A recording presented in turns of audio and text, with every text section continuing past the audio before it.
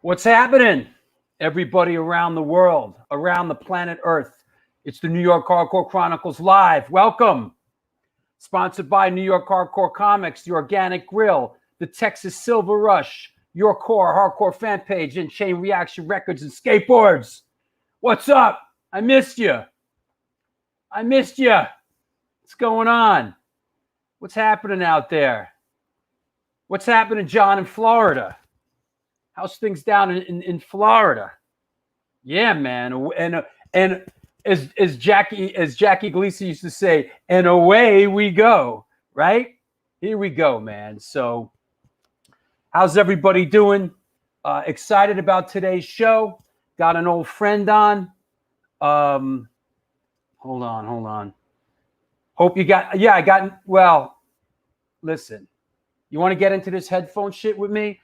You know, I went to buy new headphones and they sold me this crap, which sucks. So now I went with some backups, but I think I'm okay. If you hear something, please let me know. Let me know you're watching this on the shitter. Okay, bro.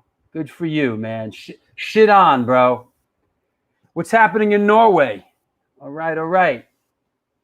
Good. All right, so listen. It's all good. What's up with Steven Messina, huh? What's happening, man? Hey. What are you doing? I was just writing on the walls. Oh, what does it say? I was about to write, "You must be this tall." What's going on? Not too much. It's a beautiful day. It's a bit of a sad day, music-wise, but it's a beautiful day nonetheless. You know. Is my voice buzzing like a bee? It was. When you started, it sounded like this. When you started for like the first sentence or two, but then it snapped back in. The fuck is going on in this world, man? Fuck this world and everyone in it. It's the aliens. You know, I'm so sick of this shit already. You know, I don't want to go high tech, but I might have to. You know. You know what? We have to do what we got to do to keep the ship sailing. You know. Yeah, man. All right, well, let's do. Speaking of which, hey, wait a second. We talked about doing photo of the day I with our know that. guest. I'm just here because you're here. All right, listen. I'll bring you back on with today's guest, and we'll do photo of the day. You got it. We'll All keep right. that thought for a few minutes from now. Okay. How about you, Rat Bones? What's up, bro? What's up? How's everybody? How's everything? Everything is everything, man. Good. What do you got for us today? I got some good stuff today. I gave a little teaser.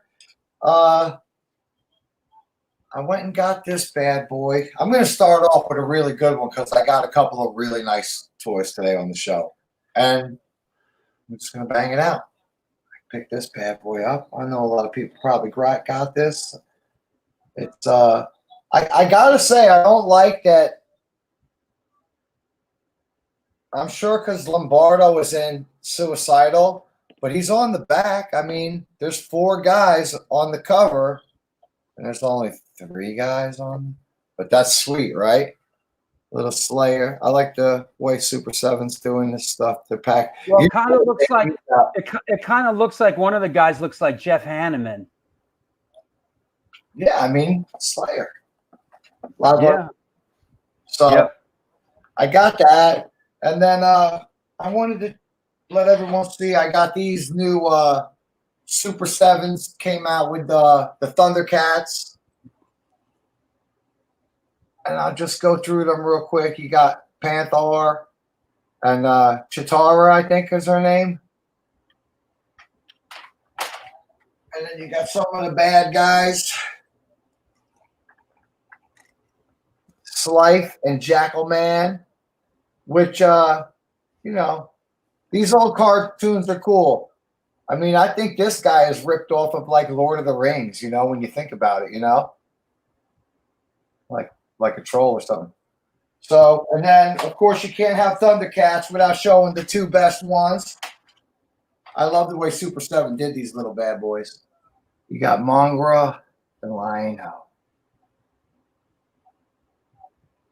So yeah. That's your collectible of the day. And I got to say, I'll give you guys a little teaser for next time with this little guy because I've been getting a lot of Super 7s. See who knows who this. Do you know who this is? I do not. Come on, let's see. Who knows? Who knows who that is? Lion who? No, that was what we were just showing, Lion Up. But this is for next time. This is a little teaser. I'm going to do teaser. All right. Nobody knows who that is. But I got to say, too, I know we're going to get into it later into the show, but rest in peace, Eddie Van Halen, man. I mean, this is my favorite. If you don't know Van Halen, are you in the rock game or not? So that's what I got this time. Some Thundercats. And let's get it popping. Let's do the show. All right, buddy. So much volume of toys, I'm going to try to slow it down and just show a couple like that because I always have so much sitting around. I really just want to, take it to the next level. But Ninja Turtle Sensei? That's who it is. But what's his name? Come on, guys. Here, I'll give you a little preview of Splinter? Yes, Master Splinter. The Mr. Miyagi of the Ninja Turtles, bro. So wow. We'll go into some Ninja Turtles next time. We'll keep the series going so you guys can see what I got. Everything's for sale, obviously. I mean, I do this to collect, but it's also everything's for sale. rbpitware@gmail.com. You can get at me. I got PayPal and all that shit on there. And I got a new t-shirt dropping.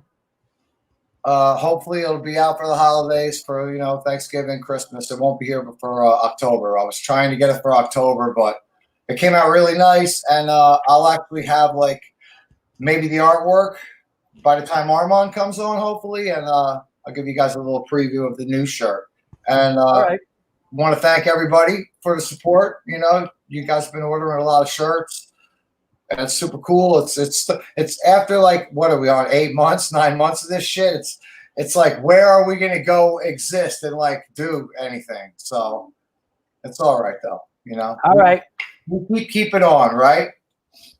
I'll talk to you soon. Thank you, bro. All right, guys. Look forward to a good show today, guys. There you go. Collectible of the week with Rat Bones. It's the New York Hardcore Chronicles Live, sponsored by New York Hardcore Comics, The Organic Grill, Texas Silver Rush, Your Core Hardcore page, and Chain Reaction Records. Chain Reaction Records and Skateboards, located in Lakewood, Colorado. It's the Rocky Mountain headquarters for all things punk, hardcore, and metal. Established in 2014, they have the largest selection of records, CDs, shirts, stickers, patches, and accessories between Chicago and Los Angeles. From the pit to the ditch, they got your back. Get in touch with them at www.chainreactionrecords.com.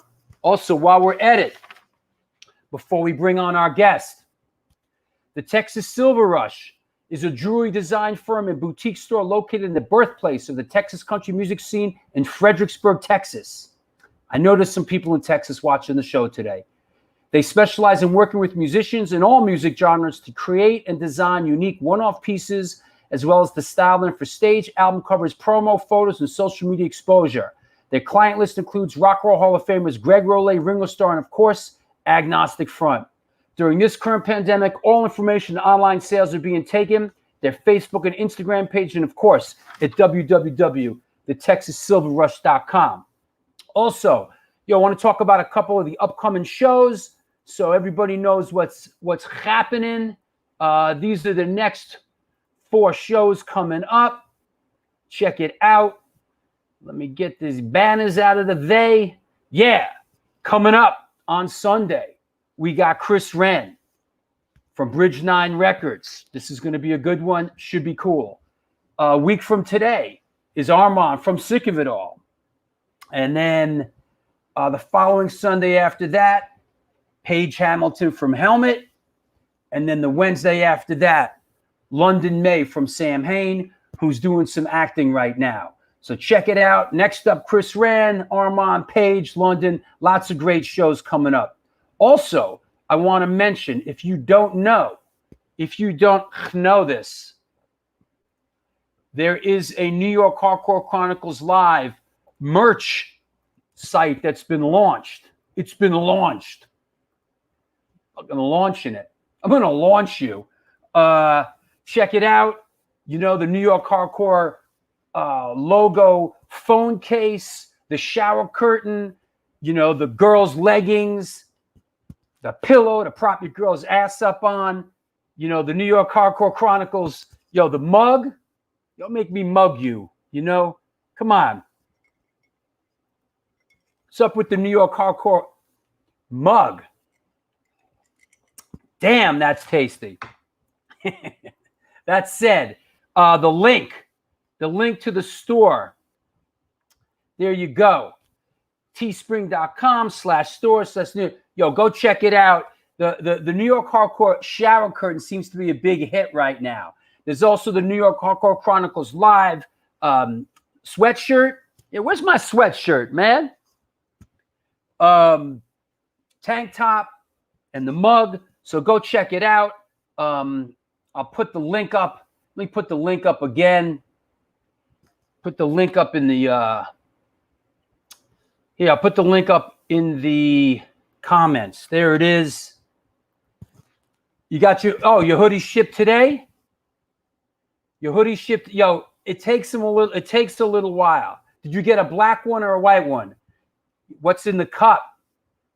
You want to know what's in the cup? Ginger tea. That's what's in the cup, bro.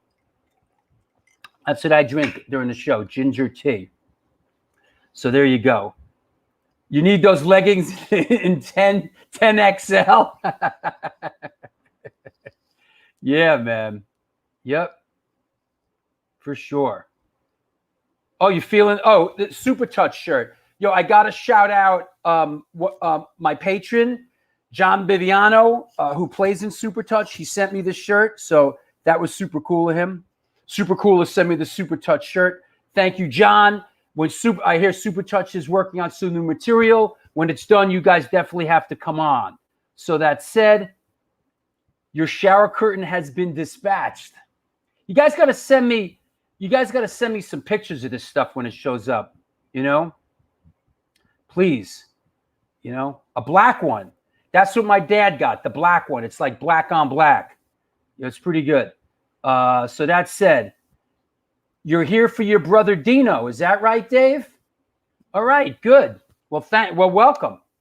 Speaking of your brother Dino, you know what? Let's bring him on. Let me clear the deck here. Let's get it on. Everybody get out of the way. Hey. There we go. Today, let me get the merch link out of here. Enough with the merch. Just go buy the merch, right? Don't make me hawk it. Let me hawk you. Here we go. Today's guest. Woo! I saw this in Ric Flair the other day. Ric Flair on what's that thing? Cameo. Ric Flair's on Cameo. Woo! Yo, Cameo, you could just go on Cameo. Easy. Danny Diablo's on Cameo.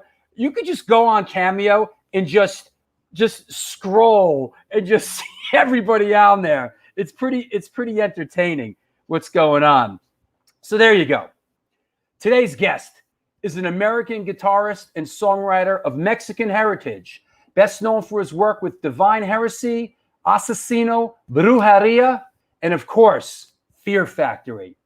He also popularized the use of digital amp modeling processors for 7 and 8 string guitars in metal music. Please welcome West Coast represent our old friend Dino Cazares. What's up, bro? What's going on, Drew? How you doing?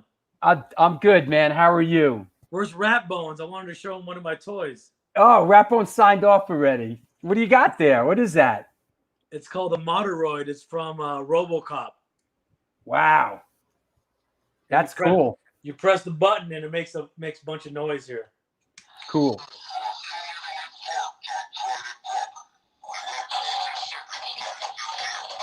Ha!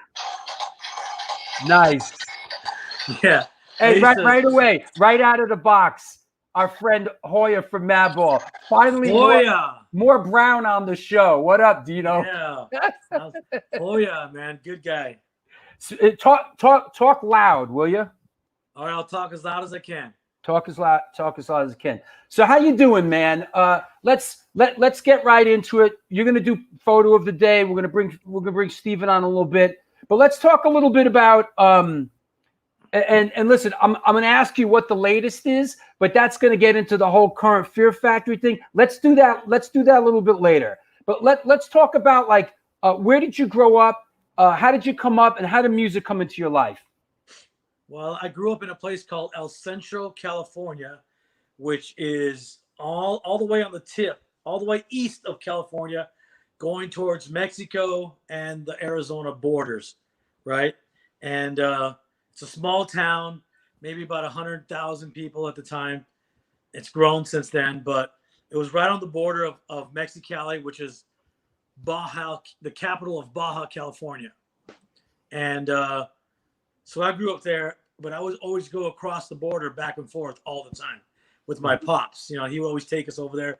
We'd go over there and buy, food and just stuff for the house or visit relatives, all the time. My grandma was still there, and some of my aunts and uncles still lived there. So we would go there all the time.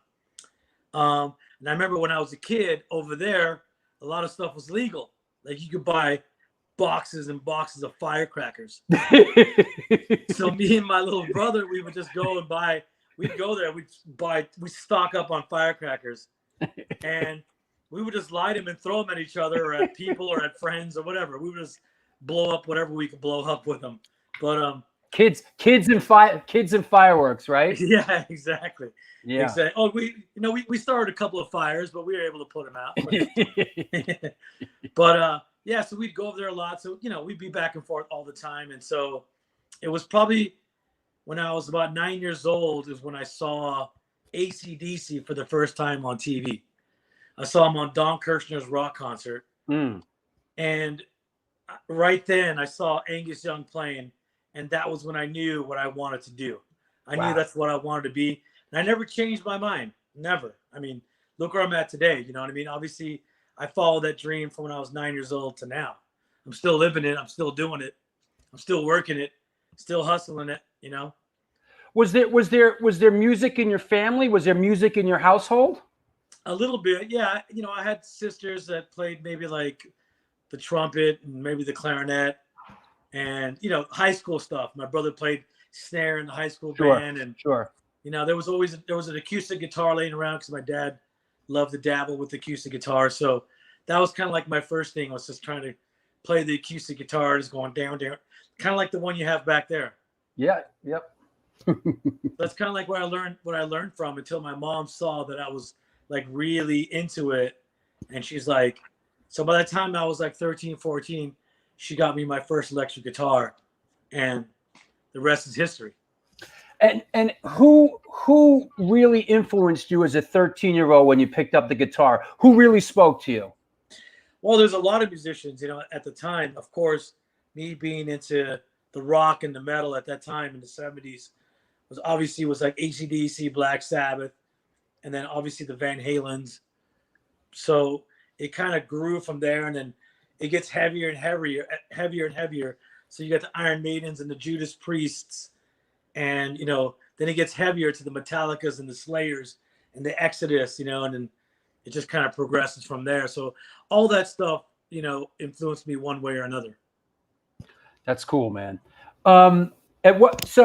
At what point did you figure, hey man, I want to start a band? And walk me through, sort of like, walk us through how the first, your first band was formed. Well, my first band was kind of like in high school. It was like a horrible name. We were called Bolton, like Michael Bolton. And we had a lightning bolt in the name. We are Bolton. Yeah. And at that time, we were just doing covers, you know, cover songs. I was in the Central, and I was playing with a few guys, and you know, doing our own little jam, backyard jams type of thing, you know, stuff like that. And this was in El Centro. In El Centro, California. Uh-huh. But my sister Nona, she lived in Los Angeles, and she's like, "Yo, you need to get out of there because you're not going to go anywhere being there. Right. Get out of there." So I came up to LA and I stayed with her, and then I ended up getting a job I was 17 years old. I ended up getting a job making sandwiches, like at Subway, but it was called Togo's at the time. It was before Subway, and it was right on the heart of Hollywood. It was on Sunset and Gower, right across the street from the Hollywood Palladium, right? And there was studios right around the corner, rehearsal studios, recording studios, television studios. And so I was there making sandwiches, 17 years old, and then in comes walking Dave Mustaine. And so I met Dave Mustaine and Dave Elson Jr., gave them some free, I knew who they were right away, and I was free. Wow. Yeah. And I gave those guys free sandwiches and free beer just so I can like pick their brain, like, hey man, so I'm out here in LA. And who was that? That was Dave, and who else? Dave Mustaine and Dave Elson. Those two guys rolled together back in the day.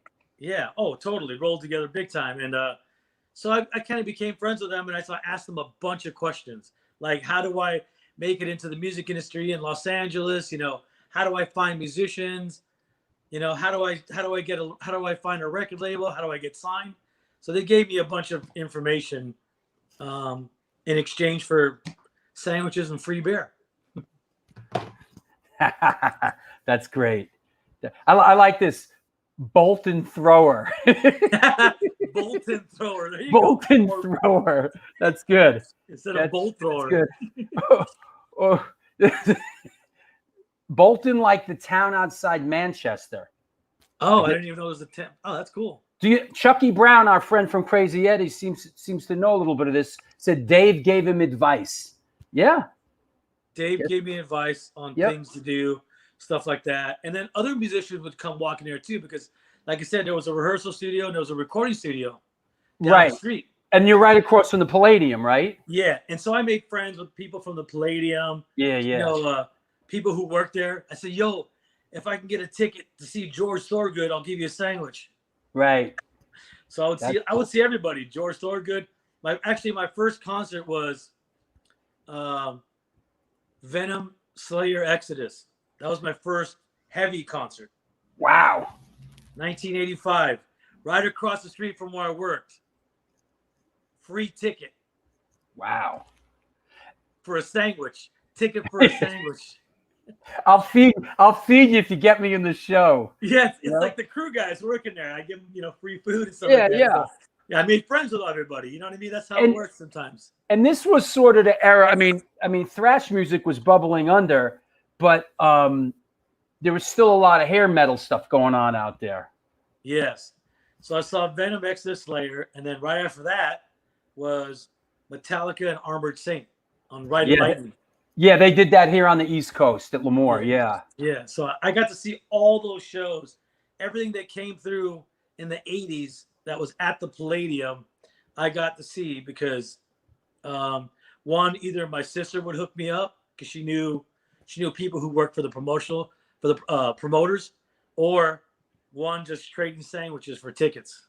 This is it. Like Thomas says, everyone can be bought with a good sandwich. Yep. Absolutely. Yeah.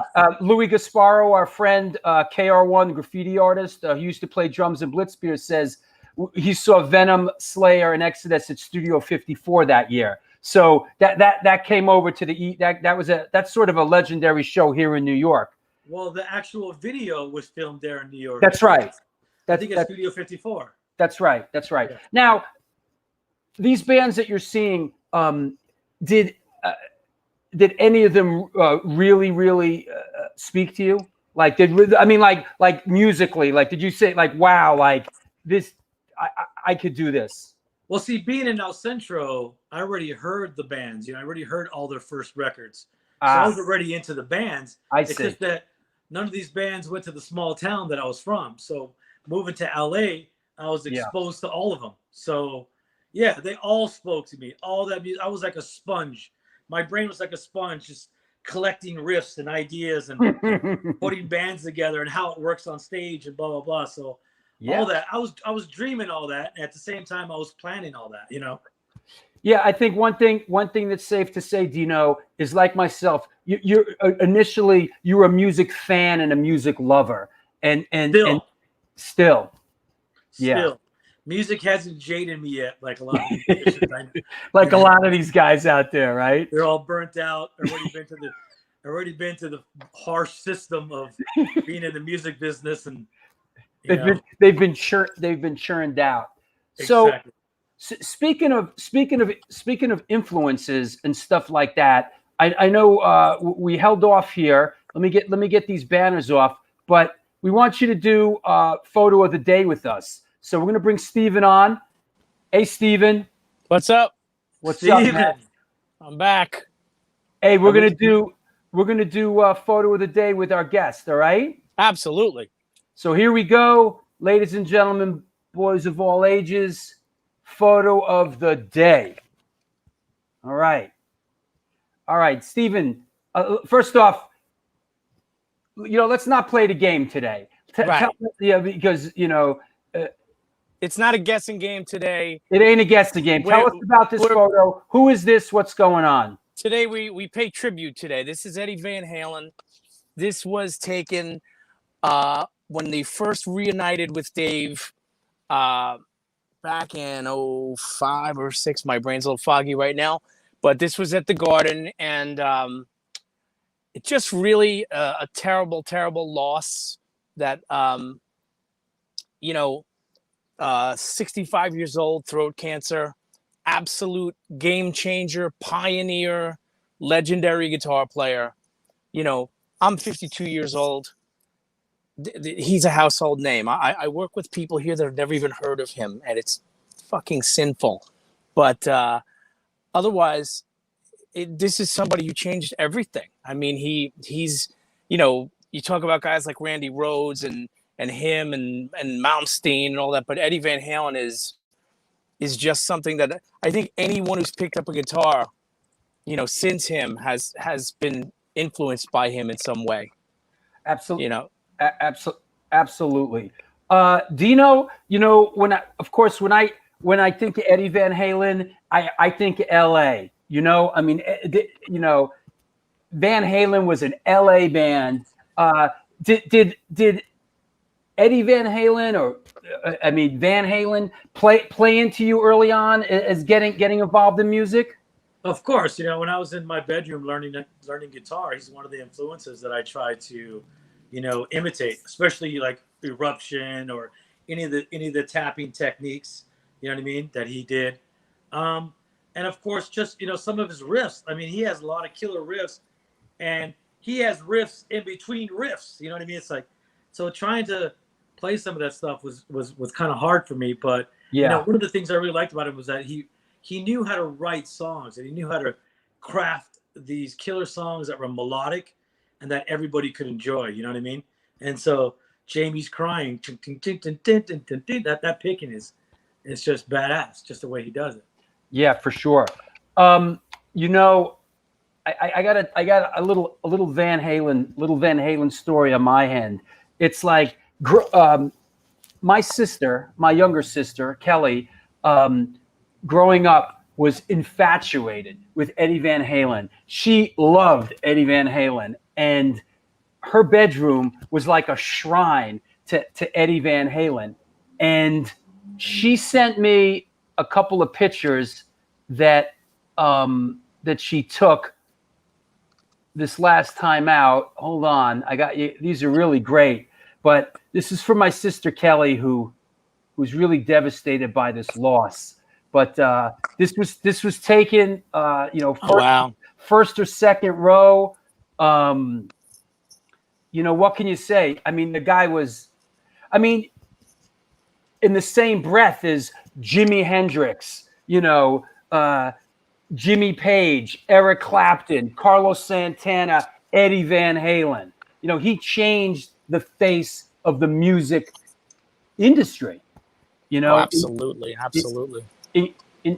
Incredible. And and one other, I got to tell one other quick Van Halen story is that, and let me put up this other photo that my sister insisted that I put up. Hold on. Here it is. I also got a story for you too, if you want me to tell it while you're waiting for the picture to show up. There you go, right here. How's that? You go first, Dino. So fast forward all the way to like 1996, 1997. My publicist said, "Hey, I got you an interview with Edward Van Halen." I go, "What do you mean? Am I going to be interviewing him?" She's like, No. You guys are going to both be doing this interview for a Japanese guitar magazine. So we did it in LA, and he ended up being a really, really cool guy. He heard of the name Fear Factory, never heard the music, but he heard of the band. And then fast forward to like 2004 at the Dimebag Darrell funeral. He was there. Him and his brother were there. And I got a moment to go, introduce myself again. And I introduced myself. I go, "Hey, Eddie, man, I'm Dino Cazares from Fear Factory." And he goes, "I know who you are." And he gave me a hug. And that was really cool. I'm like, wow, this guy knows who I am. And I was just blown away. Yeah, absolutely. I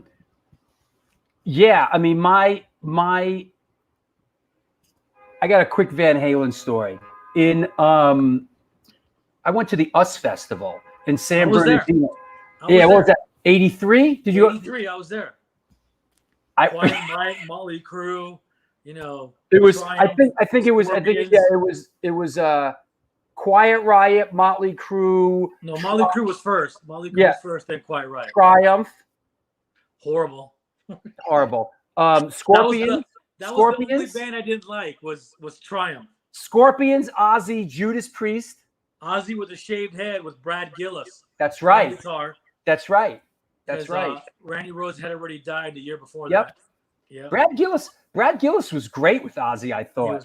He was badass. I thought he was great. And then of course Van Halen headlined.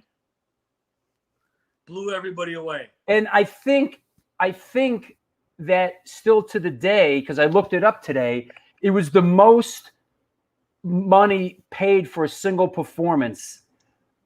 $1.5 million they were paid to play that show. And I remember their set, they pretty much earned every penny of it. It was unbelievable. Well, you know who put that show on together, right? Yeah. The guy from Apple. Yeah, Bob Wozniak. Yep. Bob Put that together. Oh, wait, you know who's chiming in here? Our friend Chris Contos from Machine Head says, I was at US Festival too. Can you hear me? Oh, there you are. Yeah, I can hear you, man. Yeah, that was Steve Wozniak, I believe his name was. Steve Wozniak. Yeah, right. You know, there's a great story that David Lee Roth used to tell, that he was vacationing in the Amazon when he got the phone call to do the US Festival, and he said, "Who's the highest? Who's the biggest headliner?" And it was Bowie, and they said, "How much is he getting?" And I think Bowie was getting like 1.3, and he said, "We want 1.5." And he said, "If we're the highest paid band, we'll be there." And they did. They were. I remember that was a huge deal back then. That's what Van Halen said. Yeah. Oh wow. Chris Contos says, "Yep, 1.5 million." Contos. Yep. Insane.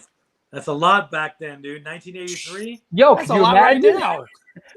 But I think right now that's got to be probably. I know bands that get paid that easy. Really? Easy, more for one show. For one show? Yep. Yeah. Guns N' Roses, easy. Guns N' Roses, yeah, you're right. $4 million plus. Yeah, you're right. Yeah. Wow. Metallica. Dino, were you around for New Wave Day? I was there. No. As much. Well, you know what? I like a lot of those bands, but I just didn't stick around for that. Yeah. Well, you got to see the Clash, which is pretty fucking awesome. I saw the Clash. I would have loved to save the Clash. I would have loved to save I saw the Clash. I was there. I saw the Clash. It was the last show at Mick Taylor with Mick Jones. Hey, Steven, thanks for photo of the day, bro. That was great. Thank you, man. Pleasure. Long live Eddie Van Halen. So you flew all the way from the East Coast when you were a kid all the way to that festival? No, actually. I was out there in my van. We were sort of roaming around that part of the country, and we ended up there. We were sort of wheeling and dealing the drugas, and we got into some shit there actually. But there was this thing where they had like these fences where everybody would line up, so you'd be in between these fences that they had up, right? Yeah. But during the metal day, they just ripped those fences out, and everybody was rushing. And I was like 15 years old, and it was like. I started to get a little claustrophobic, a little nervous. Right. Everybody was pushing and stuff like that.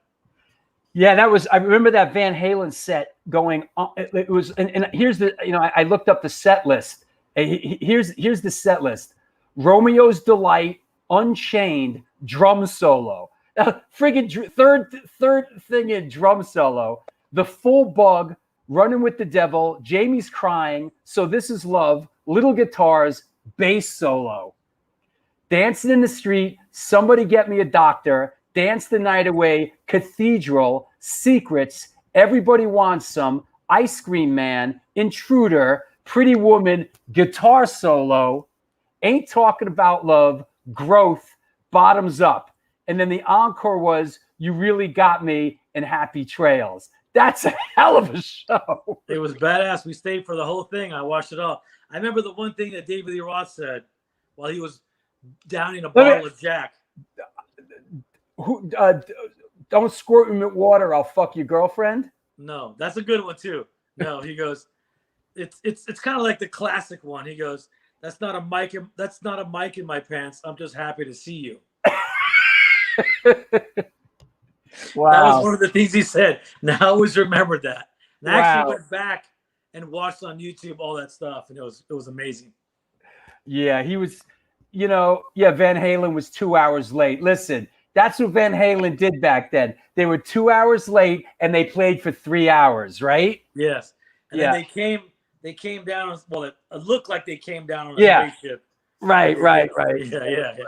All right. So hey, let's talk about how Fear Factory was formed and in the early days and how you guys got rolling.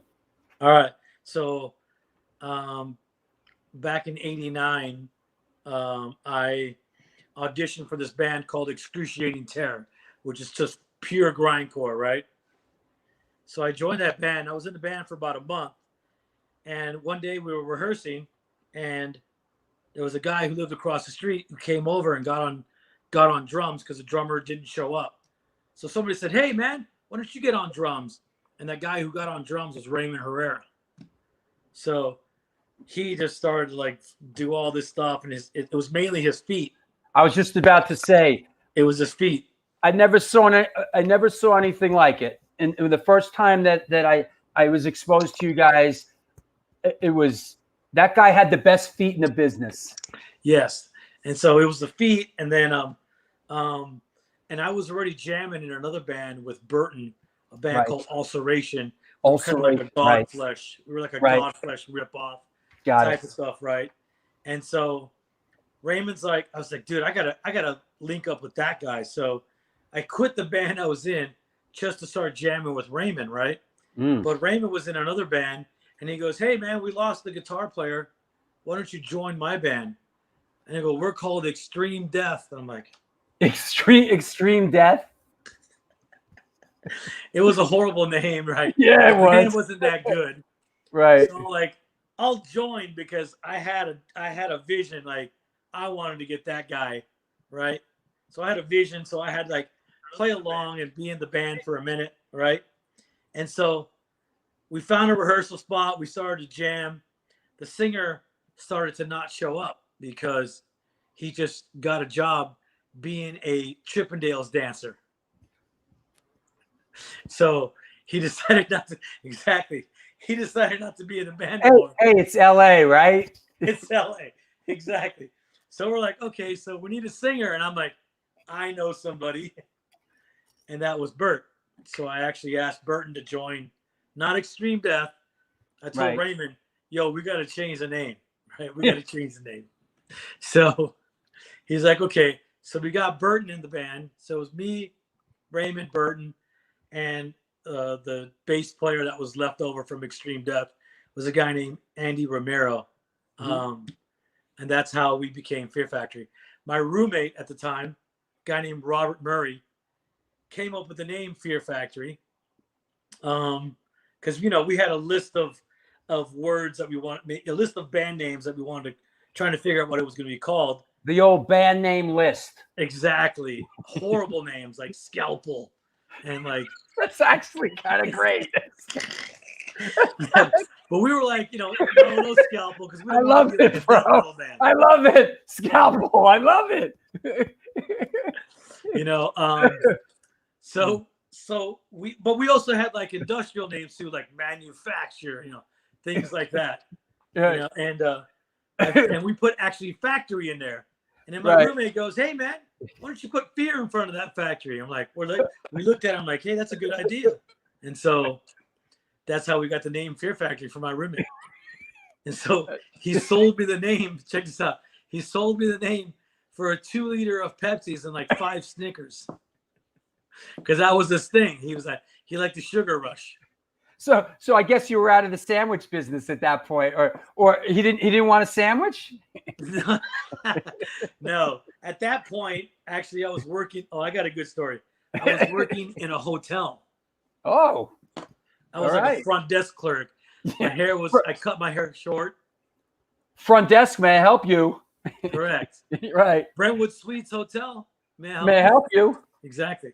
Right. So it's a really posh hotel, right?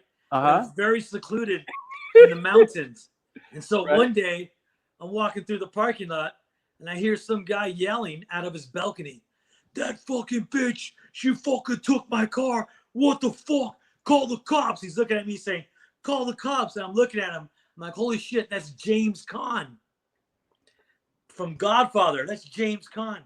Sonny, exactly. Sonny from Godfather. Holy shit, I go, or from Rollerball, Jonathan. Yeah. So I'm like, what happened? And he's like, I'm yelling at him. I'm like, what happened? And he goes, "That bitch stole my car. She fucking took the keys.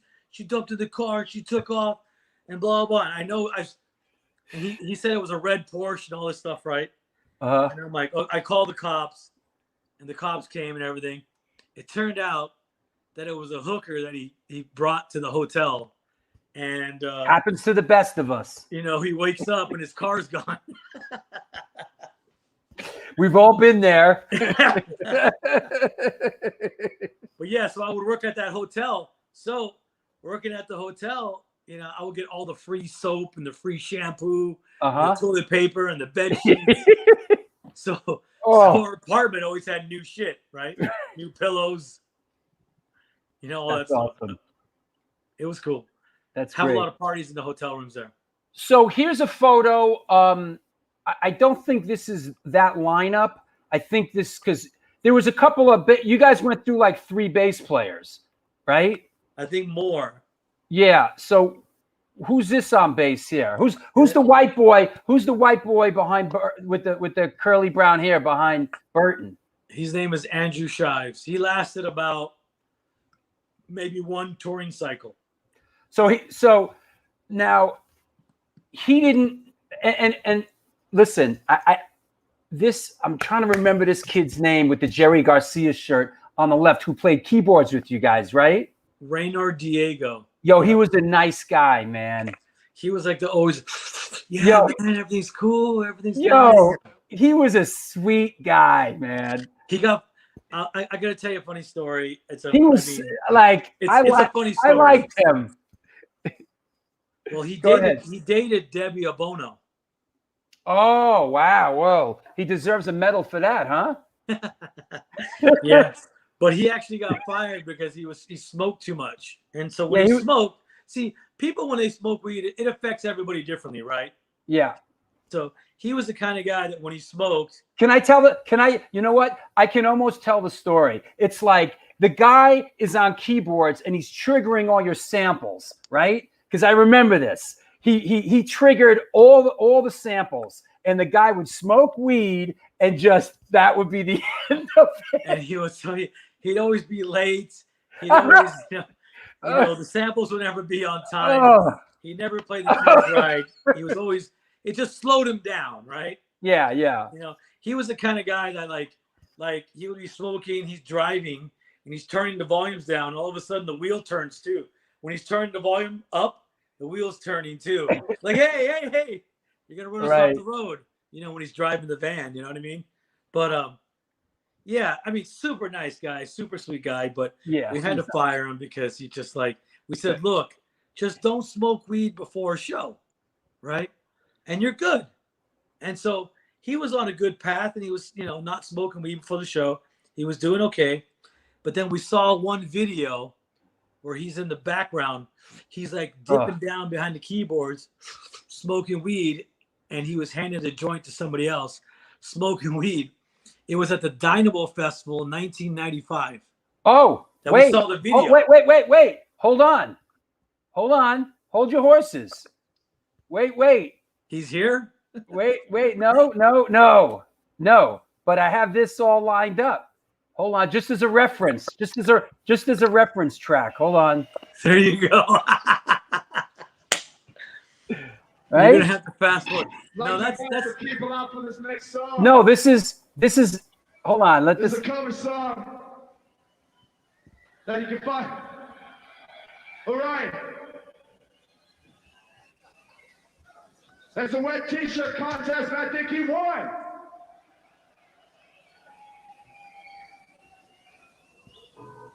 This next song is by a band that we want him to respect. There he is over there in the background. You might be seeing smoking weed back there. This is by a band called Agnostic Front. Who's holding that band?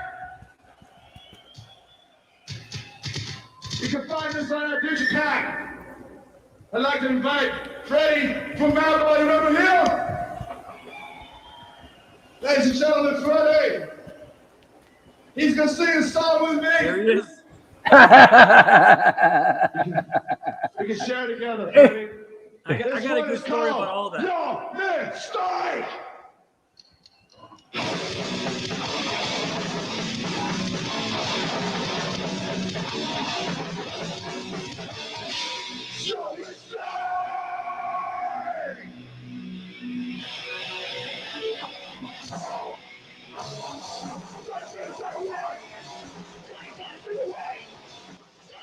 All right. So, anyways, so yeah, so he was smoking weed at that festival. We saw that video. And he's smoking weed. We're like, dude, we warned you 1,000 times. And so we fired him. Poor bastard. Poor guy. But he messed up too much, man. He just messed. Poor guy. Just never got a break. But anyways, going back to the Freddy from Madball, how all that transpired was when we were doing the record, Demanufacture, we were recording it in upstate New York, a place called Bearsville Studios. Oh, wow. I didn't know that. Yeah. So we tracked it there. I mean, hold on. Bearsville Studios, rich in music history. It was owned by Albert Grossman, who managed Bob Dylan. Todd Rundgren produced tons of stuff out of there. I mean, Bearsville, iconic recording studio. Metallica did And Justice for All there. I didn't know that. Yes, they also had. There was a house that you could rent for bands who were staying there. Right. But there was a house. It's like a 5-bedroom house, whatever. Right. And there was a shed in the back, and there was a big old Metallica logo that somebody spray painted on there. So I got a good couple of stories about that recording session. Yeah. One is the year before that, in '93, we played with Agnostic Front on one of their last shows ever. Right. Right. Before some people had to go away for a little bit. Take a vacation. Yeah, take a vacation. So we called up, we got a hold of Vinny. In '94, we were recording Demanufacture in that studio. We got a hold of Vinny, and we said, Vinny, can you get a hold of Roger? Maybe Roger can come down and sing on the track. And he's like, well, Roger's on vacation. Hey, Los Angelino, Dino, he's on vacation. He's like, but I bring somebody for you. I bring you Freddie. I'm like, Freddie? He goes, I bring you Freddie from Madball. And I'm like, okay, it's Roger's brother. It's the next best thing. And Freddie comes down. He's like 16, 17 years old. He's a kid. We're like, all right, bring him on. Let's try it out. And he nailed it like in one shot. It was so easy for him, right?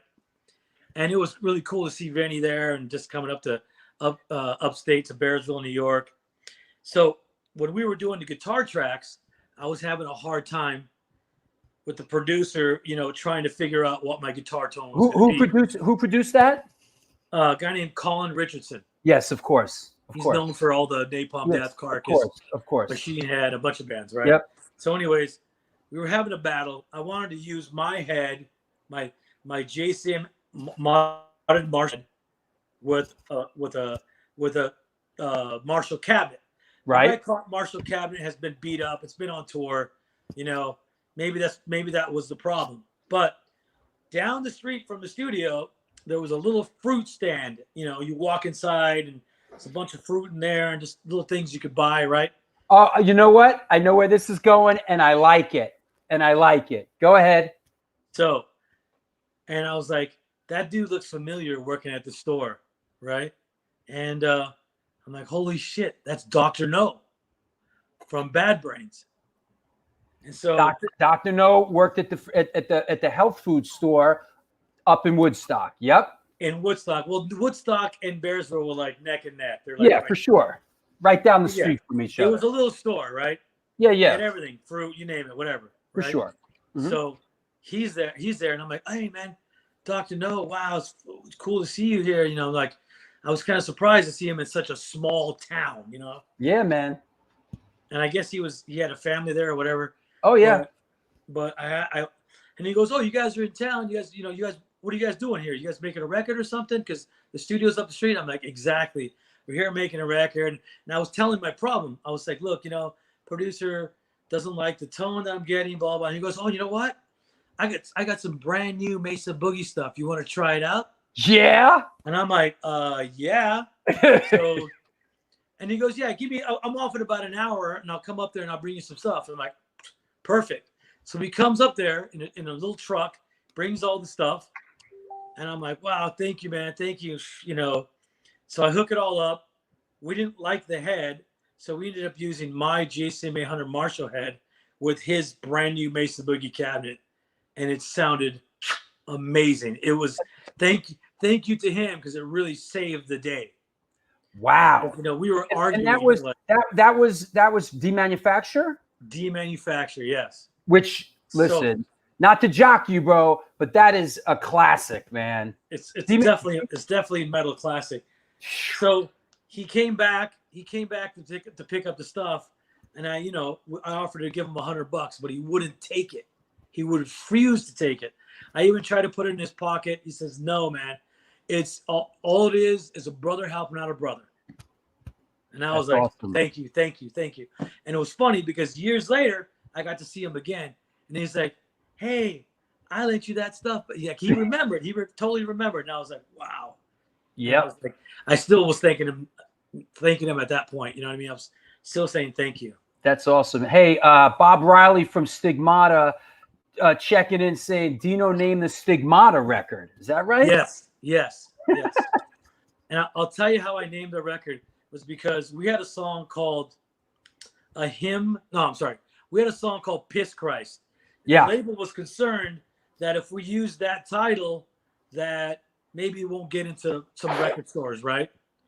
So they wanted us to come up with an alternative title.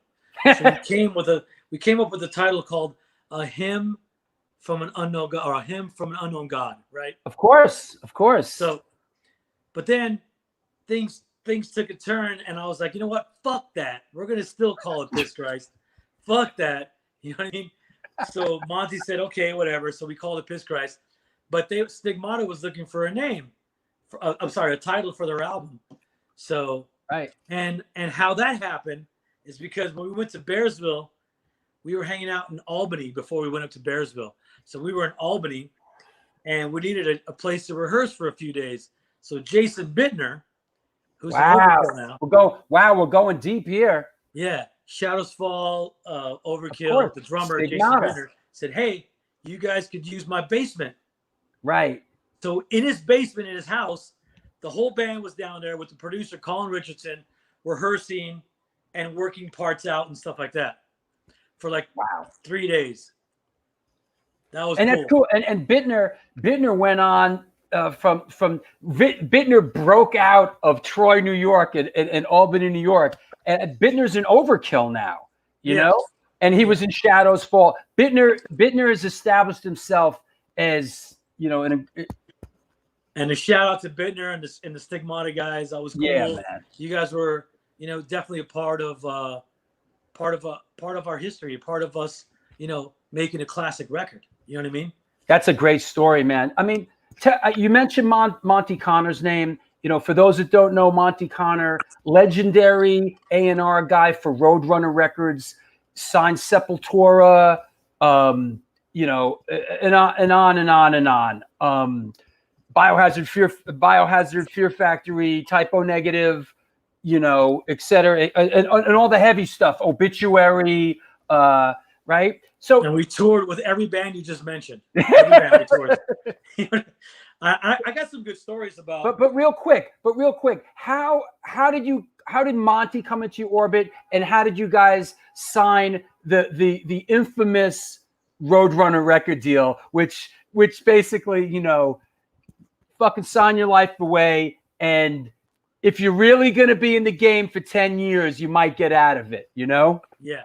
There's a girl named Laura Porter.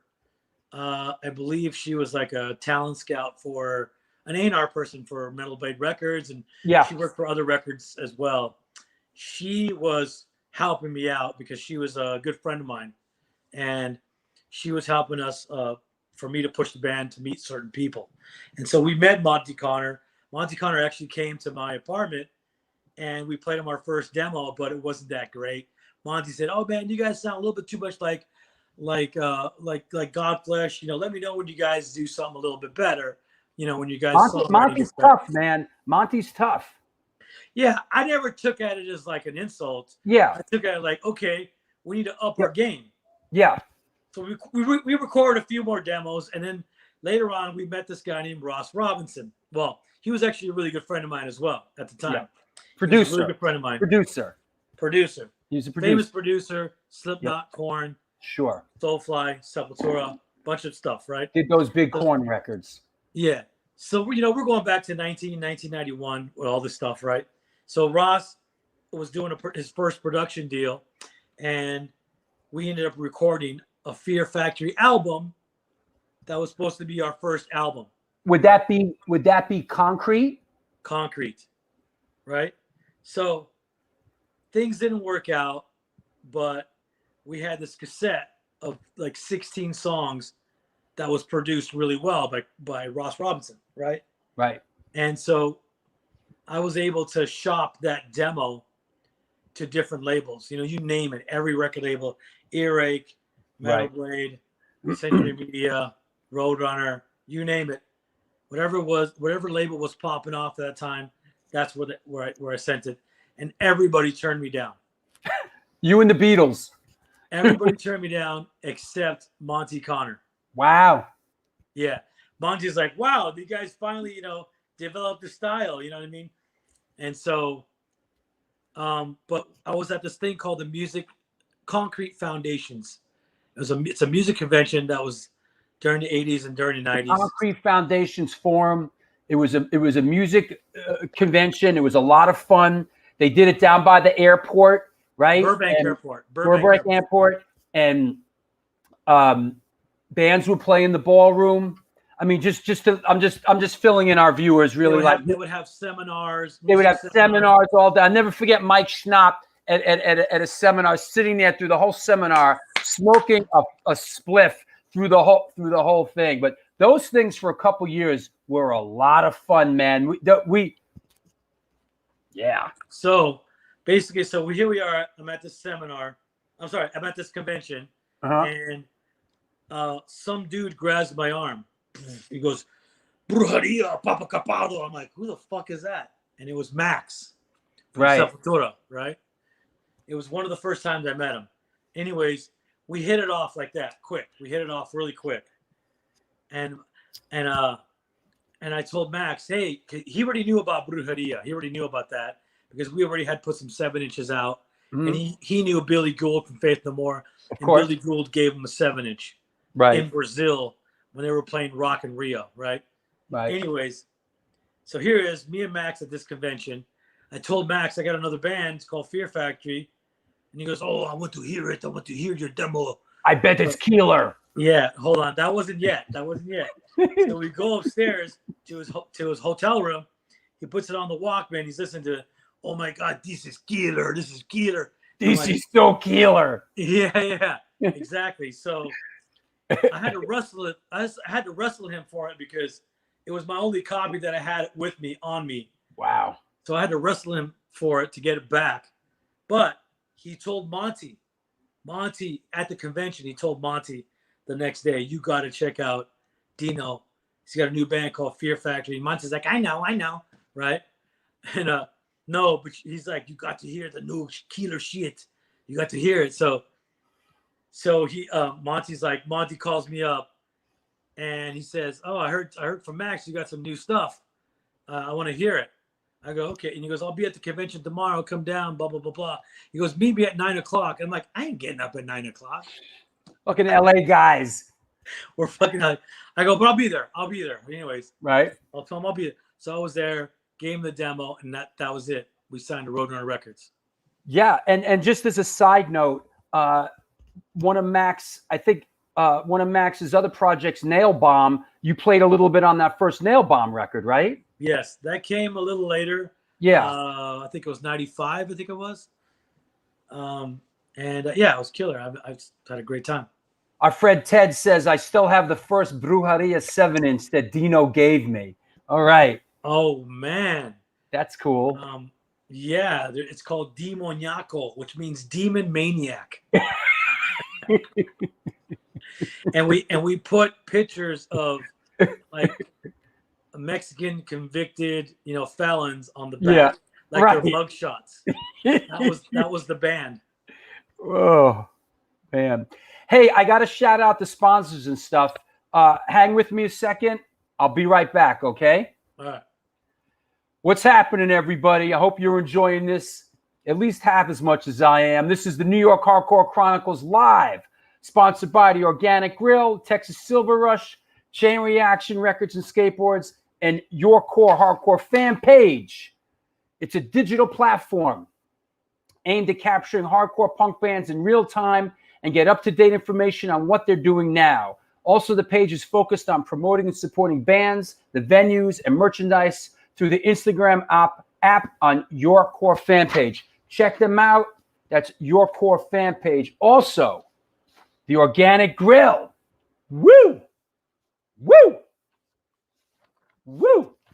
The Organic Grill is a vegan restaurant located at the East Village in New York City at 123 First Avenue. Featured in New York Magazine, the New York Times, and Veg News. Their dishes have won numerous awards, including Best Veggie Burger. They make their own cheeses, sausages, and burger patties, and every dish on the menu can be made gluten-free. This year, they are celebrating their 20th anniversary, and they're all about having a great time while enjoying amazing, clean food. After 3 months of being closed, they're now open for deliveries. Get in touch with them and order some food, some great food, at www.theorganicgrill.com. Also, I want to mention, if you don't know, if you're lurking out there, if you are a lurker, stop lurking, come in from the cold, join the Patreon page, support this show. You're out there, you're enjoying it. Come on. Come on. Instead of buying that pack of cigarettes, get on the Patreon page. It's the community within the community that we have here. We got something great going on. Patreon enables me. Be an enabler. It enables me to do this show. Please check it out. There's a $2 tier, a $5 tier, a $10 tier, a $25 tier. Are you feeling boxed in, strung out? Anyway, check out the Patreon page. For those of you that can't wrap your head around the statistical density or conceptual continuity of the Patreon page, there is a PayPal page. PayPal, Stone4124 at AOL. Support the show. Stop lurking. All kinds of lurkers, man. Love the Super Touch shirt. That was sent to me by John Biviano from Super Touch, who is a patron. Are you? Anyway, that said, what else? Want to mention a couple of upcoming shows as you're figuring out how to contribute to Patreon. I love your Super Touch. I love your Super Touch. Good one. Hey, a couple shows coming up. We have Jessica Pimentel. Speaking of Brujeria, from Brujeria, we have Jessica Pimentel. Also, she's an actress, of course, on Orange is the New Black. And then after that, heads up, we got Toby Morse from H2O coming on the show. So that should be cool. Also, I want to announce the big 75th show reveal. Here you go. This is it. It's the big 75th show reveal, you bums. Walter Schreifels from Gorilla Biscuits, Youth of Today, Quicksand, Rival Schools, Dead Heavens, and pretty much every other friggin' band in New York City. So that is the big 75th show coming up, whenever that's coming up. Walter Schreifels. How about that? So there you go. We also got a couple of other things in the works, a couple of other bangers, a couple other headbangers. Love Walter. Oh, Walter loves you. So there you go. Yeah, Toby's coming up. It's all good. Let's see. What else? Howdy, Drew. Howdy. Howdy. Howdy, cowgirl. Woo! So, hell yeah, Walter. Yeah, man. 75th show with Walter. Okay, that's out of the way. That's done. What else? Let me see my list. My patrons. Yeah, get on it, you bums. Patrons. Also the merch. Get with the New York Hardcore Chronicles merch page. Hardcore Chronicles Live merch page. There it is. The mug, the shower curtain, the pillow, the socks. It's all on there. Support the show, you freak. Help me help you. Okay? You think this shit's easy? Actually, look, I've said it before and I'll say it again. I am blessed. I know that's corny. Everybody says, yo, I'm blessed. Listen, I just want to thank you for supporting the show. The show's a success worldwide. It's because of you. I'm really humbled that things have turned out this way, and I'm doing something I love. So there you go. What else can you do? What else can I say? Right? Do good things, the good things will come to you. That comes at the end. Patreon crew. That's right, you bums. Come on, you bums. Oh, Katie the cleaning lady. Hi. Wow. I'm honored that you're watching the show. That's great. Yeah. New York Hardcore Socks. Yeah, for sure. Okay. So that said, I think I covered everything. All the shows are coming up. We're good. The merch, the Patreon page, my new patrons, Little Freeman, Felix, RDNA, Ken, Ashley Wheatley Bradford. Thank you. David Hussinger, Cody Schreifler.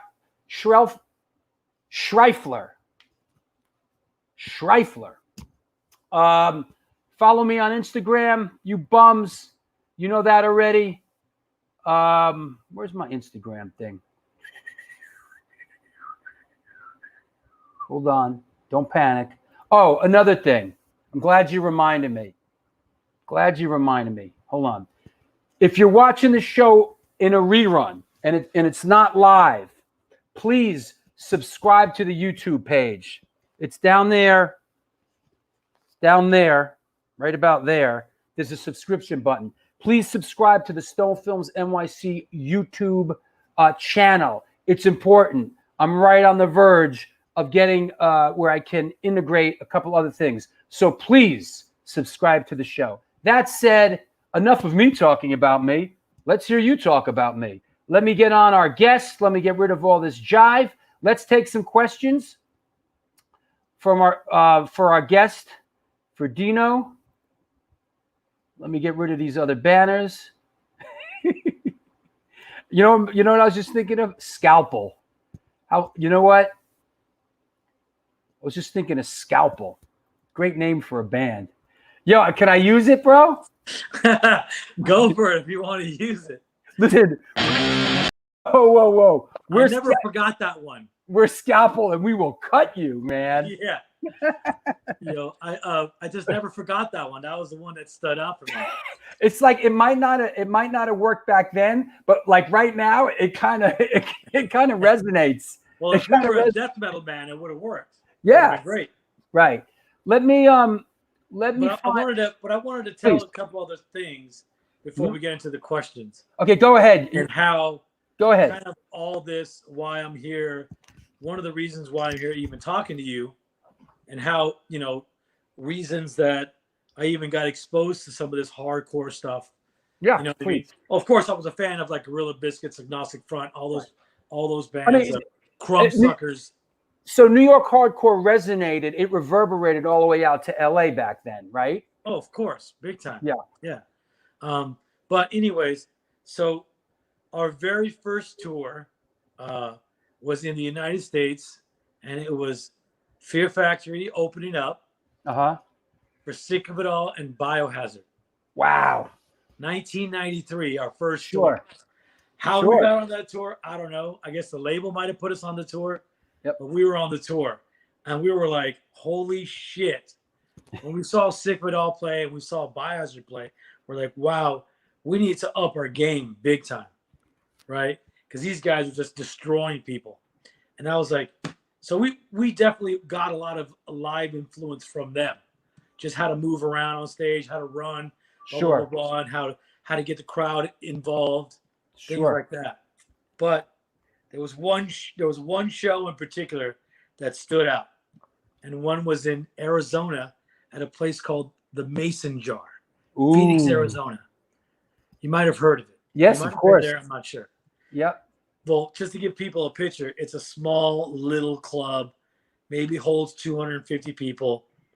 And it had, pool tables and all that kind of stuff. So I was in the back selling. We had already played. I was in the back selling merch. Biohazard was on stage. And all of a sudden, fight breaks out. All A of a sudden, fight at a Biohazard show in 1993? but hold on. But there's more. There's more. There's a bunch of skinheads there, right? And they're starting to say, yeah. But you don't want to be my skinheads. Not like you.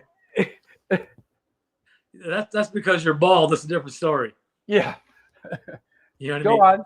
So there's a bunch of skinheads there. They start saying shit. Next thing you know, the guys in Biohazard, especially Bobby and those guys, jumping off stage, just pummeling people. So I'm in the back selling merchandise, right? And guess who's back there with me? Minus.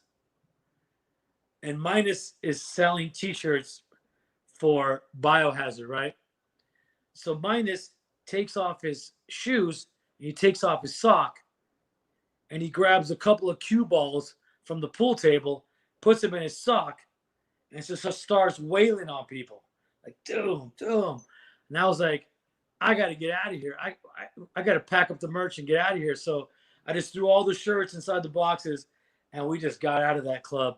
And as we were leaving, you see all the fire trucks, ambulances. That's the sock. The sock has a name. That's it's the SOD, the sock of death. Ah, so you know about the sock. Oh, of course, bro. I'm a New York guy. Of course. But hold on. But if you go back to the 80s and you see that original movie Bad Boys with Sean Penn. With the full cans of soda. Exactly. Come on. That's now, the first bro. time I seen it. Yeah, no, but here in New York, the cue ball in the sock is the SOD, the sock of death.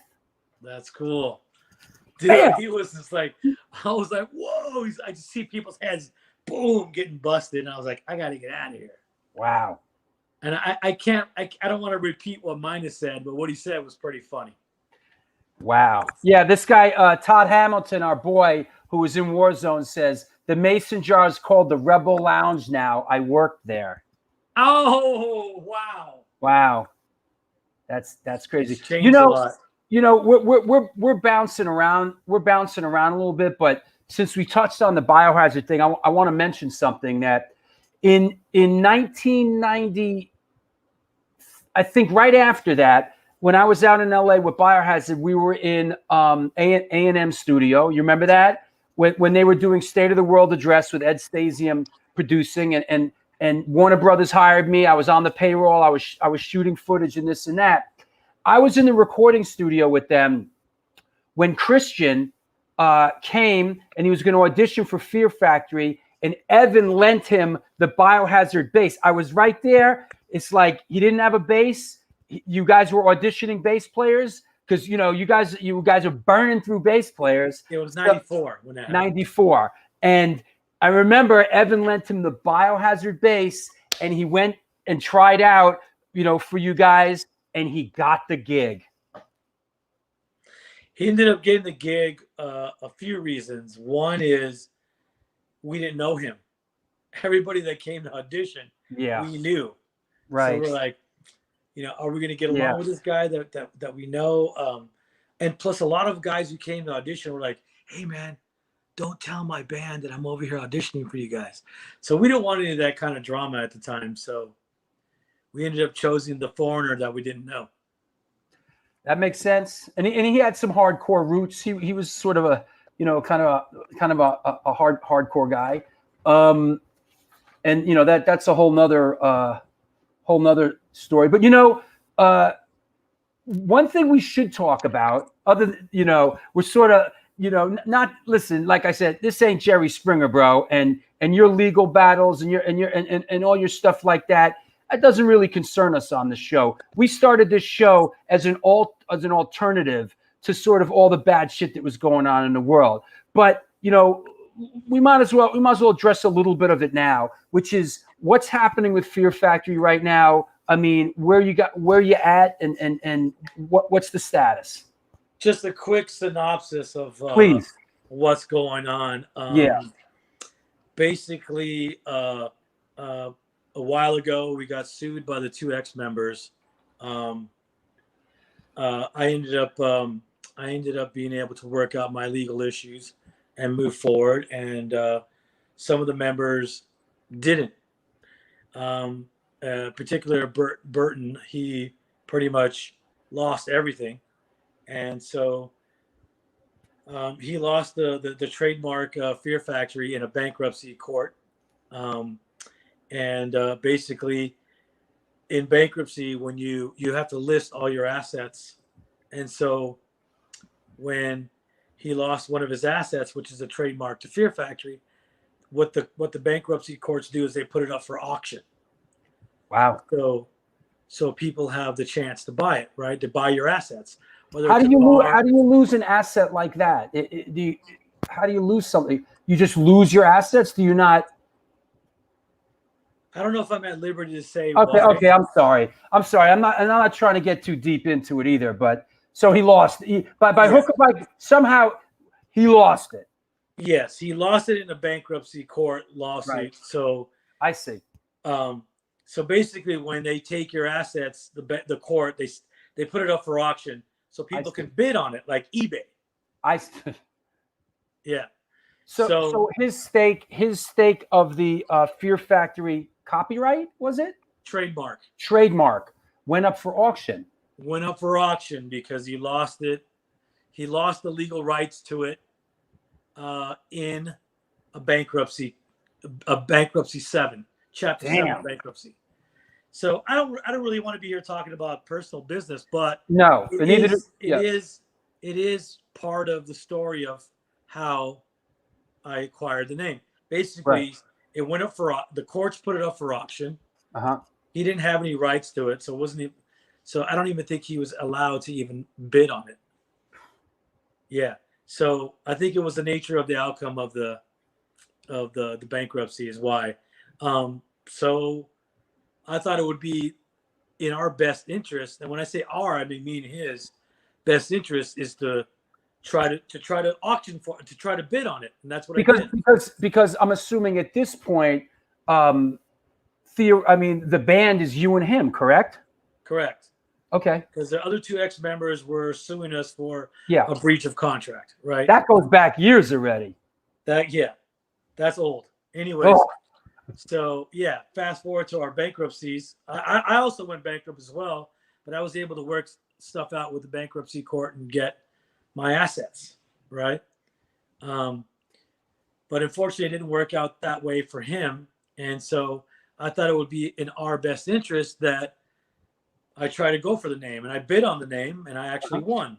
Right? Wow. I won the bid. So I thought that I was buying the name so we can continue as Fear Factory. Right. That's how I looked at it.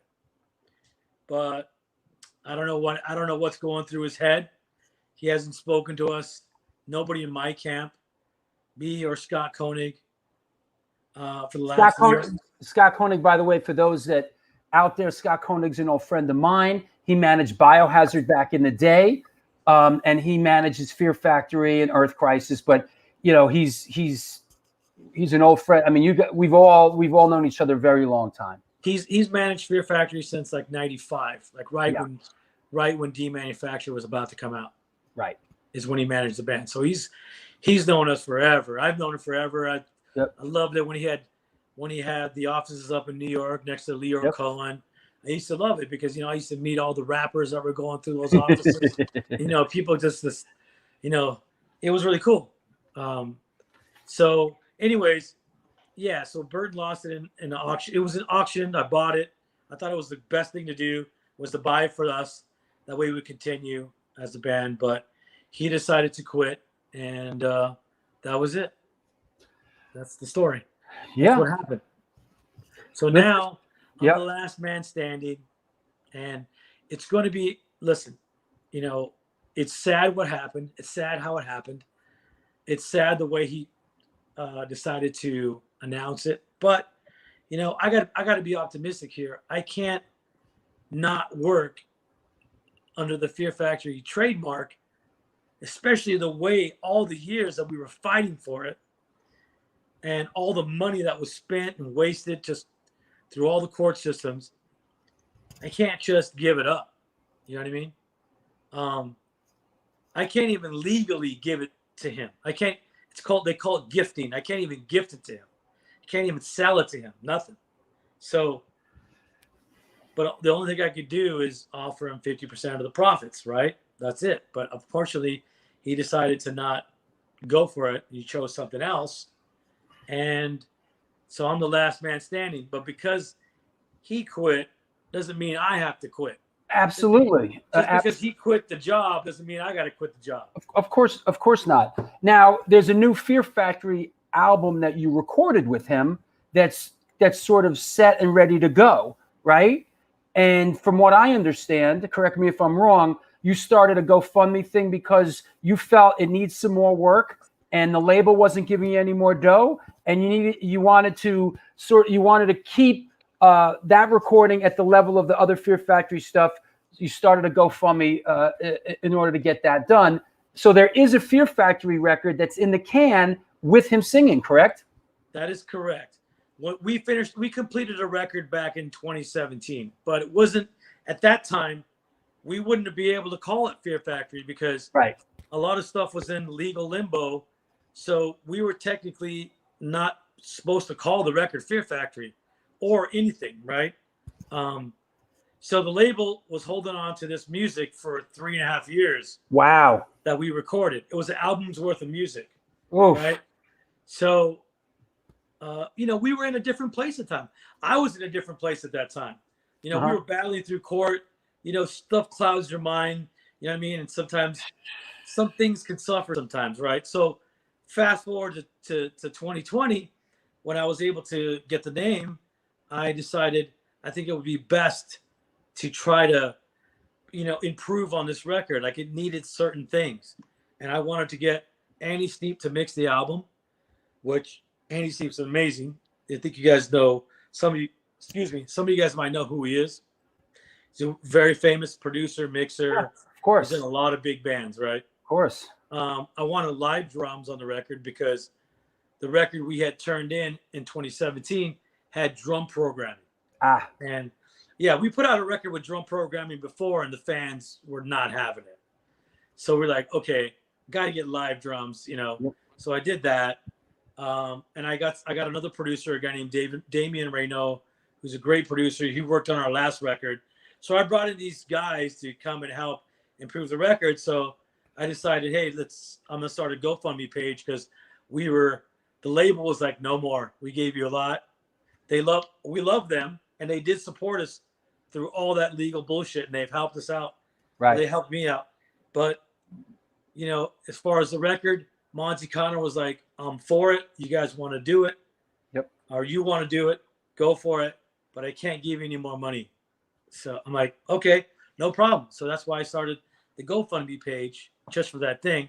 And of course, unfortunately, we had a person, Burton, who didn't agree with that. And he just completely slammed the whole GoFundMe page, and it caused a whole backlash. Did a lot of damage. He did a lot of damage with a lot of his false accusations. And you know what? I forgive him for all that. I'm not even mad about that because you know what? We reached our goal. We accomplished what we needed to accomplish, which was, making a killer ass record. And it sounded amazing. And this is something that he's going to be benefiting from as well as myself because, who makes the royalties off those records? Who makes the publishing off those records? We do, right? So why would somebody want to slag their own record that's coming out? I have no idea. And I'm still trying to figure that out, why he would do that. So, well, if there's one thing I learned about rock and roll is that never say never again, and I know you and Burton have split before in the past. And I know I've just learned from going around the merry-go-round in this business, never say never again. But then again, I got to say, Dino, that there's a lot of other great singers out there too. And yeah, you know what? I'm not saying throw the dude. I'm not saying get rid, whatever. But you fought for this. It's your thing. Go for yours, brother. Thank you. And you're right about that. There's a lot of other talented singers out there, and I know that. But ultimately, let's hopefully he comes to his senses and he can come right back where he started, right? But, if he doesn't, I got to move on. People got to make a living. People got mouths to feed. You know, people got to pay their rent. People got to do, you know, people got to survive. And I'm a survivor. I'm a lifer. I'm here for life. I didn't quit anything. I never quit a band. You've also fought. You fought long and hard to get to this point. Like you said, it's like, you know, this is your thing, man. You know. So you know, the door is going to be open for a minute here, but if he chooses not, I want to give somebody a shot. I want to give somebody, you know, there could be a diamond in the rough. There could be some kid who just blows everybody away and nobody knows who he is. I want to give that guy a shot. You know what I mean? Everybody's chiming in. Hell, I'll do it. I'll audition. Everybody's chiming in now. I'll do it. You know, hey, I know it's not that easy, a sad man. moment for a lot of people. It's not that easy because Burton Bell is a great vocalist.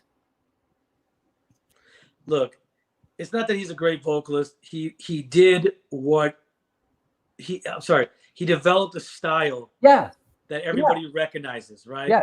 Yes. And you know, we were able to create this thing that everybody worldwide could enjoy. Absolutely. But if somebody doesn't want to do it anymore, you can't force them. I'm not going to beg people. Tell me about it, bro. I'm just not that kind of guy. Bro, you're preaching to the choir here. I'm going through the same thing in the band I'm in, you know, like and it's not the first time he quit either. Right. He quit in 2002, and then they reformed the band a year later without me, right? Yep. And then he quit in 2000. I want to say 7. He quit on Raymond and Christian, and then we ended up putting the band together without those two guys. Right. So now I'm the last man standing, but it didn't need to be that way. But that's how it turned out. That's thanks for bringing us up to date. There you go. You got it out. I got it off my chest. There you go. Amen. Kevin said. There you go. Amen. You said it right. Amen. It's a new day. So okay. So now that we've addressed that, let's talk a little bit about gear. Let's talk about gear a little bit because man. I saw a good gear question here. Now you guys have always tuned down a whole step, right?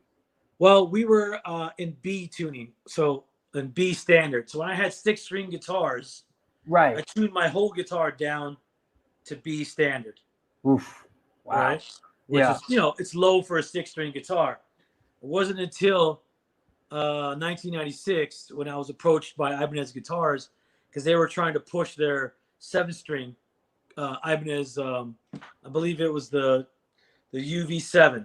They were trying to push that guitar, and so they hooked up the guys in Korn. They hooked me up, the guys in Limp Bizkit. You know, different bands that were popping up at that time, and so I fell in love with it right away. I'm like, oh man, I don't have to tune my guitars down.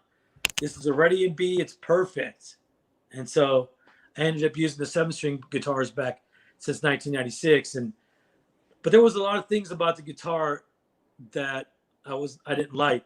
I didn't like all these volume and EQ knobs and all that stuff. Mm-hmm. I was just like, give me just one volume knob. That's it. Right. I don't need the EQ or the high, the treble, the mid, the bass. I didn't need all that stuff. The channel, the pickup selectors. I didn't need all that stuff. Just strip it down to a volume, right? And one humbucker, right? Like Eddie Van Halen. Now this was the 7-string, right? 7-string. Yeah. Mm-hmm. The 7-string UV7, and so they didn't make any good 7-string pickups at that time that I liked. I mean, there was pickups out there and people liked them, but I needed an active pickup. I needed an EMG 81. Which is an active pickup. It takes a battery. You know, it's an active pickup. So I was talking to the guys at EMG, and I'm like, you guys need to make a pickup for this. And they go, oh, no, we can't make it. You know, we can't make it. Remember, this is 1996, right? Oh, we can't make it. We don't have the tooling for that, right? And I'm like, so I kept bugging him and bugging him and bugging him and bugging him. 6 months, 7 months, 8 months go by. They go, we got it figured out. Yeah. We can make the first active 7-string pickup. Wow. So basically what they did is they used the bass, all the stuff from the bass pickup, like the case and the bottom plates and the EQ and all that stuff. Yep. So they were able to take parts from a bass case, a bass pickup, and make it into a 7-string pickup. So that's why the 7-string pickup came out like a square, like from a bass pickup. That's why it's big the way it was. So it wasn't the regular oval like a passive pickup. It was a square one. And that became the norm. After they made those pickups and they made me that pickup. Is that the Viper? No, that has nothing to do with the ESP Viper. Okay. That's an Ibanez RGD 7-string baritone. Okay. One pickup, one knob. A Fuck all the rest. couple of people are asking about the ESP Viper and if it's going to be reissued and how hard it is to find it. I have no idea about the ESP Viper. I was on ESP in the beginning, but I never played the Viper. Got it. I started out ESP. I ended up leaving ESP after the first album and going straight over to Ibanez. Makes sense. How about what is this? That is the company that I'm with now. They are called Ormsby Guitars. They're very well known for their fan fret, or people call it multi-scale. Wow. It's the correct word, multi-scale. People call it fan fret because the frets are not straight, they fan. Wow, I never heard of that. See, they're not straight. Wow. See how they turn this way? It's not straight. And what is the purpose and the desired sound that comes from that? Because these guitars, it gives you better tension for the lower string. Because normally if it's straight, you have to really go to a gigantic gauge string just to get the right tension. So when you have the fan fret or the multi-scale, it gives it better tension on the lower string. And that's an 8-string. This is an 8-string right here, yeah. Tell us about playing an 8-string like that. About what? Well, wow, that's nice. Let me tell you about this 8-string. This is Multi-Force Patrol. Multi-Force Patrol. This is from Mad Max, the movie Mad Max. MFP. Then this is the badge that Mad Max wore when he was part of the police force, right? And then on the back, it has, let me see, this is the bomb that was underneath his car when in the Road Warrior. Wow. So it's a cool little tribute to Mad Maxer. Right on. Yeah, fan frets. That's news to me, man. Our friend says fan frets slowly becoming world standard. Yes. Oh, okay. Because, and definitely Ormsby Guitars is one of the leaders when it comes to that. They've been putting out fan frets for a long time. These guys in Australia, it's a boutique company. These are high-end companies. You know what I mean? Yeah. And there's no red tape. There's not like a lot of people who got to make a decision. It's a big company. You know what I mean? Right. So and then if it is, like for instance, if Gibson Guitar, Fender Guitar wanted to come out with a thing like that, it would probably take them 2 years. It would take them forever to get it together. Yeah. Versus a few dudes just make it in the shop right there. Boom, here you go. Right. Wow. So there's no red tape, so they can they can do a lot of stuff, and they can do it a lot quicker. Cool. Hey, stick with me 1 second. Let me shout out the sponsors one more time. We'll come back. We'll take some questions. All right. All right. Cool. Yo, what's happening, party people around the world? It's the New York Hardcore Chronicles Live. Our guest today is Dino Cazares from Fear Factory. We are sponsored by New York Hardcore Comics, The Organic Grill, the Texas Silver Rush, Chain Reaction Records and Skateboards, and Your Core Hardcore fan page. New York Hardcore Comics opened back in 2013 when lifelong friends Debo the Pro and Lee Fairley combine their collections and obsessions for comic books, punk rock, toys, statues, magic, the gathering, and all things horror. Stores located at 117 Main Street in Dobbs Ferry, New York. If you want to support them during this pandemic, please contact them via email at newyorkhardcorecomics@gmail.com. They are our longest standing sponsor, New York Hardcore Comics. So show them some love. What else? That said, just want to remind you, next show coming up, party people, on Sunday is our friend Chris Wren from Bridge 9 Records. Lot to talk about here. Straight edge guy, been involved with a lot of bands. Bridge 9 Records is a great label. So this is going to be a very cool show. So everybody, tune in. What was that one? Tune in, drop out. What was that? What was the Timothy Leary thing? Tune in. What was that? What? Tune in, drop out. What was that? Hold on. Let me look that up. That's on my mind now. Hold on. Timothy Leary.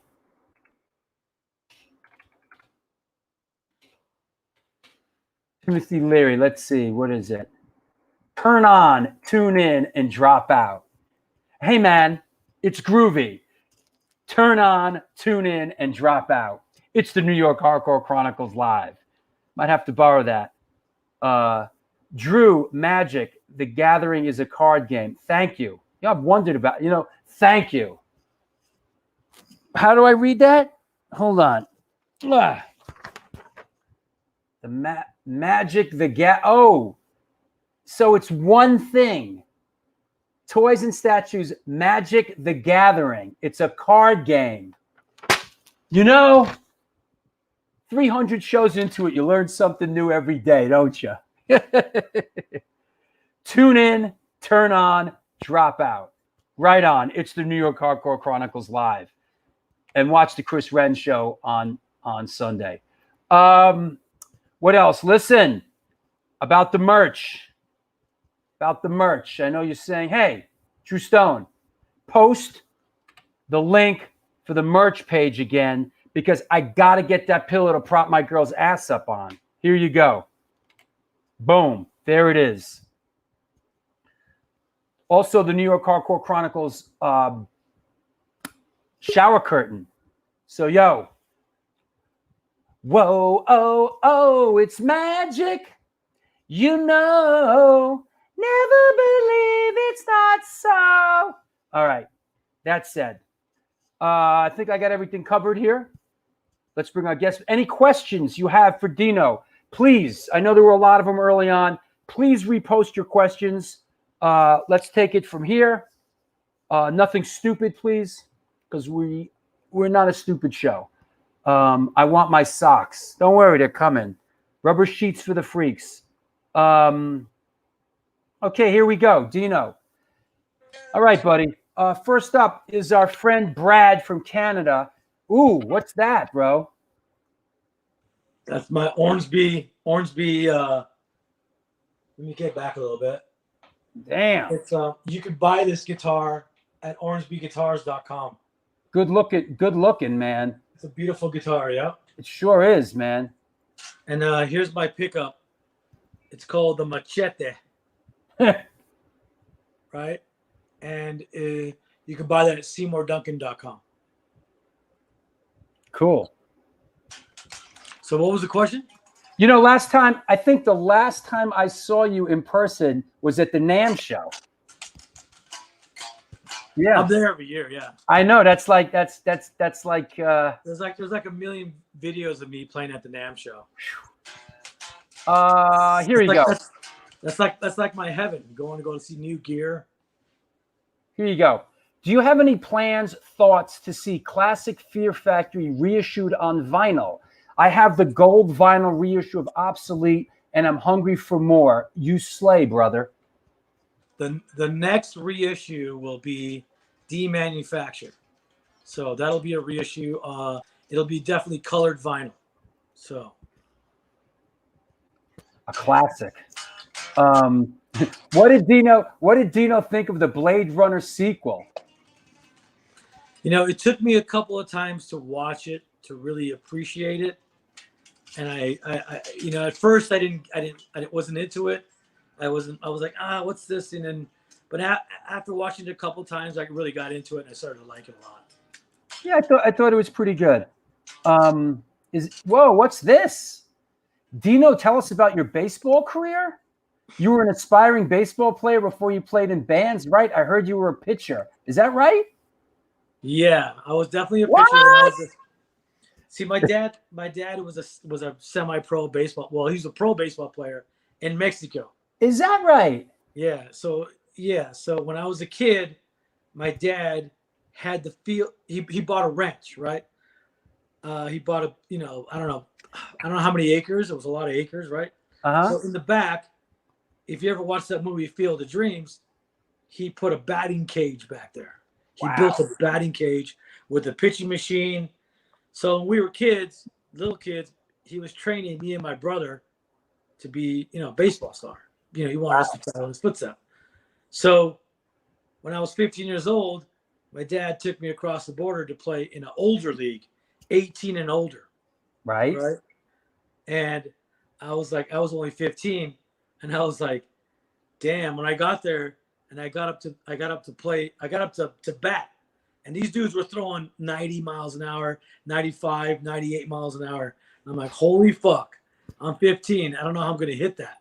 My dad goes, dude, you're hitting 95 on the pitching machine. You're going to be okay. Get up there and bat. Nice. You know? So I go up there, first time in Mexico playing, right? And I'm up there for bat. Definitely nervous. Older guys, you know. Definitely a little nervous. I like where you're going with this. So a couple of pitches go by, and I'm like, fuck, this is like hard shit. All you hear is, that's all you hear is the air of the ball going by you. You know what I mean? That's all I'm hearing. I'm like, oh man. So I get hit with a pitch right on the arm. Right here on the arm, like right above the elbow. I'm like, oh my God, I'm going to fucking cry. This is brutal. I never felt this kind of pain. I'm going to cry. And I'm just like, just hold it. My dad's like, don't do it. Don't cry. No crying in baseball. Don't embarrass me. There's no crying in baseball. And he just pointed to first base and he says, go to first. You know what I mean? Wow. So I went to first. I sucked it up. And I went to first base. And so I'm just putting the guitar down. And that's what it was. And then you know what? I just, after a while, just like started racking the ball, playing third base, getting some hard pitches. My dad's like, you got this. It's in your head. You know, I trained you for this. Mm-hmm. These guys are nothing. You're right there with them. That's why I lied and said you were 15, because you're there, right? At that time, I was pitching in regular high school and regular leagues across the border in California, but there, I wasn't. First of all, I wasn't tall enough to throw that kind of heat, right? And I was too young, and so my dad made the coach put me at third base. My dad had a lot of pull back then. Right. You know what I mean? This is my kid. Put him at third. Okay, Mr. Cazares. No problem. You know what I mean? Yeah. And so I was at third base, and I got all those hard grounders, you know. And you stopped pitching? You weren't pitching anymore? No. I was there in the league, in the Mexican league, I wasn't pitching. But in my across the border in California, when I was playing regularly in high school, and you know, the other leagues that were there, the Babe Ruth League, they had different leagues, right? Babe Ruth League, and you know, before that, Little League and all that stuff, right? So when I was going back and playing guys my own age, I was smoking them. I was a pitcher, you know. I was smoking these guys, racking home runs, racking base hits, high batting average. You know, when did baseball sort of fade for you? 16. When I was about 16, I was like, I'm not tall enough. Yeah. 5'8" to be a pitcher. It's kind of short. Yeah. Although once in a while there's guys that come through that are like, what? Of course, Pedro Martinez, right? Yeah. Oh no, Mariano Rivera. wasn't a big. How tall was he? I don't think he was 6 foot. Okay. Well, anyways, I just felt that was too short. I felt that was rock and roll height, but not fucking baseball height. All right. Hey, let me ask you, our friend Chris Corcoran in Boston, how did your collaboration come about with Gary Newman for your cover of Cars? Well, when we were writing for Obsolete, we were kind of jamming around with some ideas. And every day I would come in and I'd be like, play the riff. And I was like, hey, maybe we should cover it. And everybody was saying, oh, we don't want to be like Orgy or You Live and Die by the cover song. I didn't say that. Got the Somebody Orgy. said that to me. What was Orgy did Blue Monday by right? Yeah. So we didn't want to be one of those kind of bands. Right. Well, the way it was said to me, somebody said, we don't want to live and die by the cover song, so we shouldn't do it. Kind of understandable. Yeah. So I was like, well, what if we get Gary Newman on the track? Then like, okay, that could be different. So we actually got a hold of Gary Newman and asked him if he would do that. And he said, sure. So we paid for his flight to come out here to we were recording in Canada, paid for his flight to come out to Canada, came out, hung out with him for a couple of days. He sang the track. It only took him like 5 minutes, nothing. He's been singing it for 50 years. It's like, and isn't he in the video too? So hold on. So Bert and Gary appear on the track together. Right. We actually have a Gary Newman track and we have a Bert track. But we thought, okay, let's put them both together so it would lessen the blow. You know what I mean? Like people would look at it differently. Okay, Gary's on the track, cool. People just look at it as a cool little collaboration and not take it like seriously, like, oh, this is Fear Factory's big song. You know what I mean? Although it did open the doors for us to get on the radio. Right. So at that point, it was on regular modern rock radio and our shows were starting to look different. There was actually girls at our show. Girls started to show up at our show. Like it turned out to be 50-50 because they heard the song on the radio. Like girls, man. And things just started to change a little bit, right? Yeah, man. I started to see it. And I'm like, holy shit. Like, wow. Like, that's when you know that your band's getting big. Is when you start seeing girls at the show. Hey, I got a picture. Wait a minute. How do you know you're at a metal show? There's no girls. No, hold on. It's all dudes in leather. It's all dudes in denim jackets. No, hold on. How do you know you're at a metal show? Because there's no line to the girls' bathroom. Oh gosh. Hey. Anyways, eventually we ended up taking it out of the set, and we only played it once in a while at special shows. Here's a photo. Here's a photo of from my personal archives from gotta be because is that Jad? Isn't that Johnny Spineshank in the front? I think that's Johnny Spineshank, you, me, Ahoya, and rest in peace, Boston Mike in the back. Yeah, that's a girl named Jad right there in the front. I don't know her. Yeah, she's from Australia. Good-looking girl. Give her that. She was living in California at the time. Yeah, I don't know where this is from. I have it in my person. It's one of my photos. I think that is Johnny Spineshank. I don't know. I can't tell. No, maybe not, huh? I have to zoom in. Yeah. And Hoya. Yeah.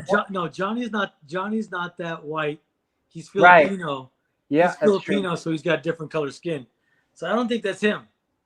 Don't know where this is from, but there's Hoya, and that's one I had buried in my archive. Interestingly enough. So let's take another question. What do we got? Jad, I guess you're right. Shout out to Jad. I guess, Jad is her name, right? Yeah, Jad. Yep. Jad. Yep.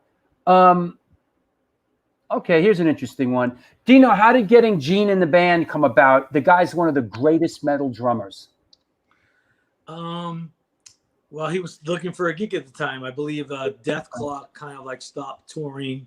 Right. So he was looking for a gig, and he ended up we ended up hiring for that record, Mechanize. That's it. Yeah. That's all that's to it. Saw you on your debut UK tour in Liverpool with Brutal Truth. I've been a fan ever since. That was our first European tour. Wow. Fear Factory, Brutal Truth, and then that tour linked up with another tour, and for like about 7 or 8 shows, and it was Cannibal Corpse, Fear Factory, Brutal Truth, Wow. Cathedral, Hypocrisy, Wow. Desolatory, Sleep.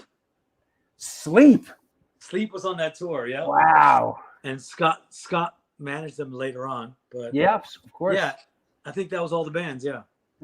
Robert Diaz asks, what's happening with Asesino? Asesino, where as soon as I'm done with the mixes on this new Fear Factory record, I'm getting right back to Asesino. We have most of the record done. Killer picture. Stephanie Cabral took that picture right there. Yep.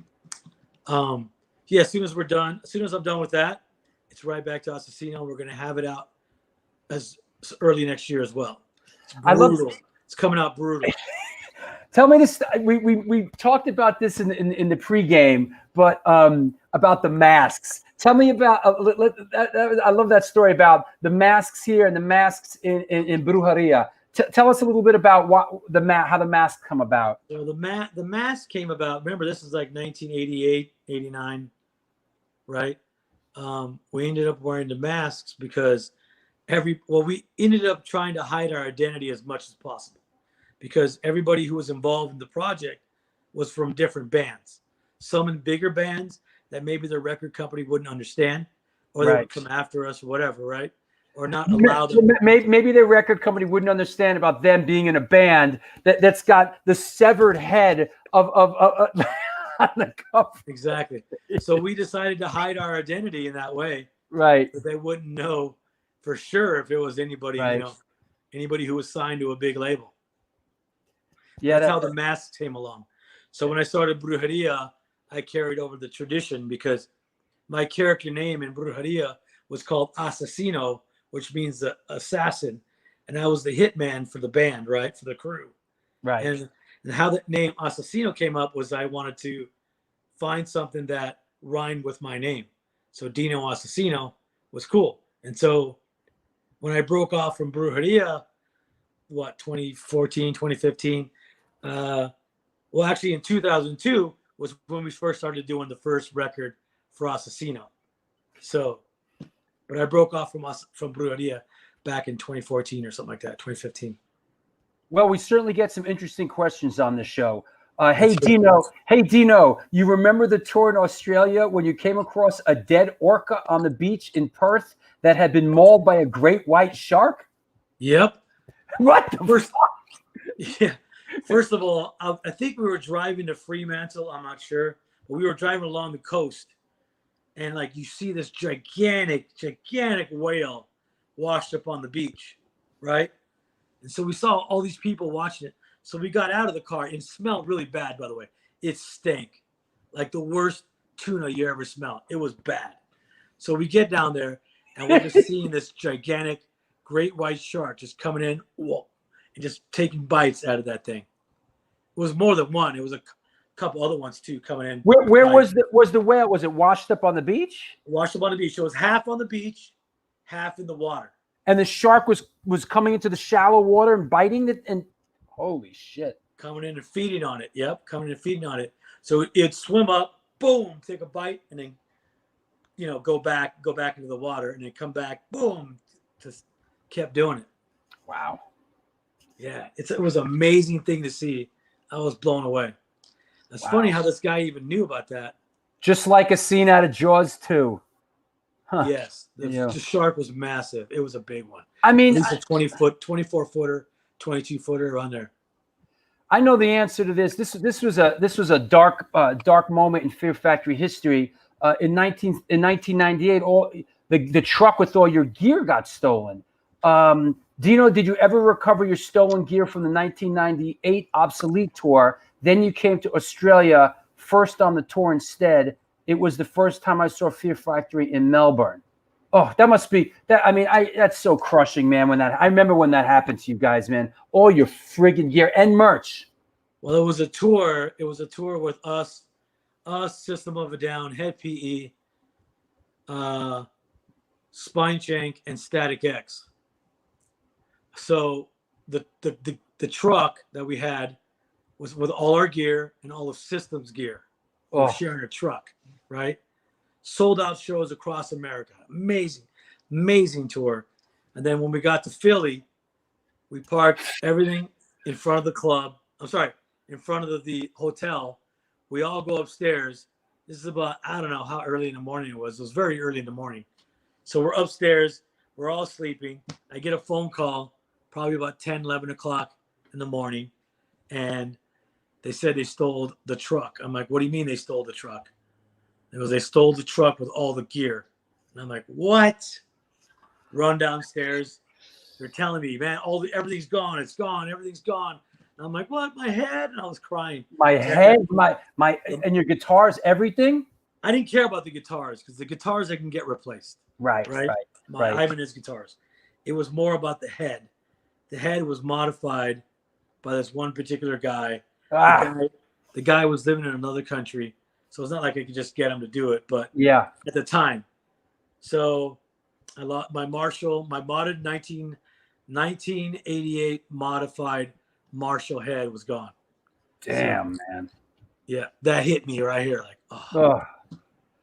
You know, rock and roll, man. It will break you down, man. Look at some guy goes, the gear was stolen in Camden.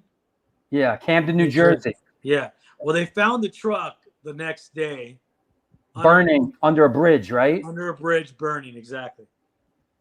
So you know, we gave the cops all the serial numbers. They only found a handful of things, but nothing that I cared about. Well, I shouldn't say that, but nothing that belonged to me. So Philly makes Detroit look like Beverly Hills. Wow. Yeah. Philly's hard, man. You know, well, we were thinking it was an inside job, and they investigated the driver. Oh wow! But they couldn't prove anything, right? So that's crazy, man. That said, hey, we're gonna wind it down here. Let's take a last question, and then anybody you want to shout out and stuff like that. I want to thank you for coming on the show. I had a lot of fun today, man. Thank you. Thank you. Let's find a good one, man. Let's see what we got here. Come on. No sex questions. Oh God, no. No, you got to keep something private on this show, you know. Hey, you're a Hollywood guy, you know. I mean, listen. I've been around. Listen, I was out there for a while too, man. I know you were. You know. Remember when I was engaged to Michelle Leroy? Woo! God. Jesus, man. It was like being Why? engaged. It was like being engaged to Lindsay Lohan, bro. I was saying why. You know why? I'll tell you why. Because I was out there. I was in Hollywood. She's beautiful. She's beautiful. It was. I know this is going to crash and burn, but sign me up. You know. And boy, did it go bad. You were up for the challenge. Those are some really good times back then. I think really fondly. In some regard, you know, when we all used to hang out at the Rainbow outside together, you, me, Scott, you know, talk about the Orgy guys and the Cypress Hill guys, and you know, those were we had some good times, you know. There were some really good times, but even going back a little further, I remember that you were managing a band called Marauder. Oh boy, we took Marauder out on tour. Yeah, because first of all, we love the band, and you managing them was an easy choice for us to do. Yeah, I just remember playing all those clubs like Saratoga Winners. Yep, and all that stuff. Yeah, good times. Yeah, managing Marauder was quite an adventure, and you guys were kind enough to take them out on a whole American tour, man. They did the whole, opening up for you. Oh, you know, I got some good stories about that tour, but that's off the record. Yeah, that's another story. Rest in peace to Saab. Rest in peace to Saab, man. Yeah, that was okay. All right, let's see. Chucky Brown from Crazy Eddie. Ask him about the Max Cavalera story while taking a piss. What is that? Oh yeah. What is that? Well, he's referring to the Concrete Foundations again. The first time they gave Max the cassette to listen to. So it was Keeler. What's that? It was Keeler. It was Keeler. Yeah. Yeah. So we went into the bathroom inside the big banquet hall, whatever, where the Foundations was. We walked in. Me and Max walked into the bathroom. He's in one stall. There's a dude in the middle, and then and then I'm in the next one, right? Right. And we're all wasted, having a good time. And the guy that was in the middle of us was like a glam rock dude, because this is like 1991, right? So glam was still around at that time. So it was basically a glam rock guy that was right in the middle in between us. So Mac turns around, and Max doesn't even remember this because we were wasted at the time, right? So he turns around and he pisses on the dude's leg on purpose. And the dude's like, oh man, like he didn't care that much. He didn't even freak out and try to fight us or nothing. So I don't know. Maybe he's used to that. I don't know. But we thought it was funny. We thought it was hilarious. It was just the moment, the time, being metalheads, you know, and there was glamours, you know, glam rockers, and we were being metalheads. It's just. Well, you've seen a lot come and go being an LA guy for all these years. I mean, you've seen, you know, a lot, you know, come down the strip, you know, and a lot of scenes come and go. Yeah. A lot of scenes come and go, man. Hey, let's bring on our guys. Let's bring on Rat Bones and Steven. What's up, Rat Bones? Hey, what's up, guys? Oh, I had something to show you, Rat Bones. Hold on. Yeah. Hey, Steven. Hey, what's up? Good. Hold on. Dino has something for Rat Bones. Hold on. Uh-oh. I'm going to mute you because it's noisy. Can you see that? Nice. RoboCop. Exactly, RoboCop. Yeah, that's a movie. Nice. That's cool. Whoa. All right. You got anything for Dino? Rat Bones? I learned a lot watching the show, and it was really good hearing you speak. You know, you got a broad career there, and I only have I got one Hollywood story of my own, real quick. Can I bang it? Listen, you can't tell that story unless you tell your kid to shut his trap. Luke. He's on the phone with his friend. All right, really? You're on, bro. Down really quick. You're on. In 2004, I was living in California, and I was walking down. I was bored one day. I was walking down Hollywood Boulevard, there where the stars are. And this guy had a big green caddy and all green suit on, and I knew right away who it was. And all these people were just looking at him, laughing, all these little kids. And I went up. I was like, "Yo, you know who that is?" To the kids, and it was Bishop Don Juan. And then as soon as it was Bishop Don Juan, all the little kids, you know, wanted his autograph, and he's in the Snoop Dogg video. So after all the kids stopped harassing him, Don Juan came over to me. I was still hanging around, and he's like, "Yo, come here, man." He wanted to know who I was and what I did, and I told him. And he went in his car on his passenger door, and he got this picture out, and he wrote, "To Rat Bones, keep it pimpin', Bishop Don Juan" on the back. With him, 50 Son, and Snoop Dogg. So I thought that was really cool because I gave him his props. He really Rat Bones. I love how you can take something like Dino being on the show and somehow turn that into a Don Juan Bishop story. God bless you, bro. I love you. Dino's from Cali. I knew he would identify with seeing people together all the time, you know. And I was just listen. Can't deal with the Luke screaming in the background, bro. On, man, I'm on the show right now, buddy. It's all right. He's a pain in the butt. Love him. Hey, all right, guys, it was a great show. Dino, great stuff, and just was great hearing the whole thing going on. I thought my favorite story was the James Caan story. James Caan, right? Sonny. Rat Bones, we'll see you later. Yeah, guys. Peace out. Rat Bones.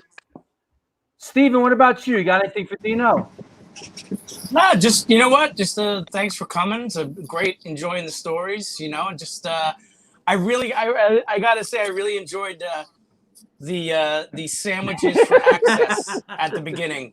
I was a deli guy for many years. My father's had delicatessens my whole life, and I would go from the deli to shows constantly, and that definitely is a great thing. Like we played a show. We opened up my band Serial Poets opened up for Guar years ago, and I literally had to go from work. I couldn't get the day off because my father was the boss. So I left work at 10 o'clock, went right to the show, and literally ran in and went right on stage in my deli shirt and everything, and opened up for Guar. Cool. So hey, I know the. Are you on a train right now? I am. What's going on out the window there? Give us a view. We are approaching. Where are we going? Hold on. I think we're coming up on. Ronkonkoma. No, New Maryland Avenue. Which is very fit. If you know your history, this is the stop where Colin Ferguson shot all those people on the train years ago. On the LIRR, which you're on right now. Yes, at this stop. All right, bro. Thank you, man. I'll talk to you soon. Thank you. All right. Dino, it's a pleasure. Thank you. Hey, Dino, I want another question here, which it just turned up. And I know the answer to this because we all hung out with this guy together. This is funny. Did Dino ever cross paths with Ron Jeremy? Of course. Of course. Of course. Ron Jeremy's in trouble now, I think, right? Yeah. That's I don't want to get into that. No, but damn, you know? All right. Great chat, guys. Thanks, everybody from around. Dino, that was a lot of fun. We had a lot of laughs, man. Thank you, man. I appreciate it. I wish you all the best with Fear Factory, and we can't wait to see you here on the East Coast. Thank you, man. Appreciate it, bro. We'll talk to you soon. Have a good one. Well, there you go. That was a lot of fun. So New York Hardcore Chronicles Live, sponsored by New York Hardcore Comics, The Organic Grill, The Texas Silver Rush, Your Core Hardcore Fan Page, and Chain Reaction Records and Skateboards. Our guest was Dino Cazares today. It was great. A lot of fun. We'll see you on Sunday for Chris Wren. Please support the show on Patreon. Buy some merch and subscribe to the show. Until then, my friends, do good things and good things will come to you.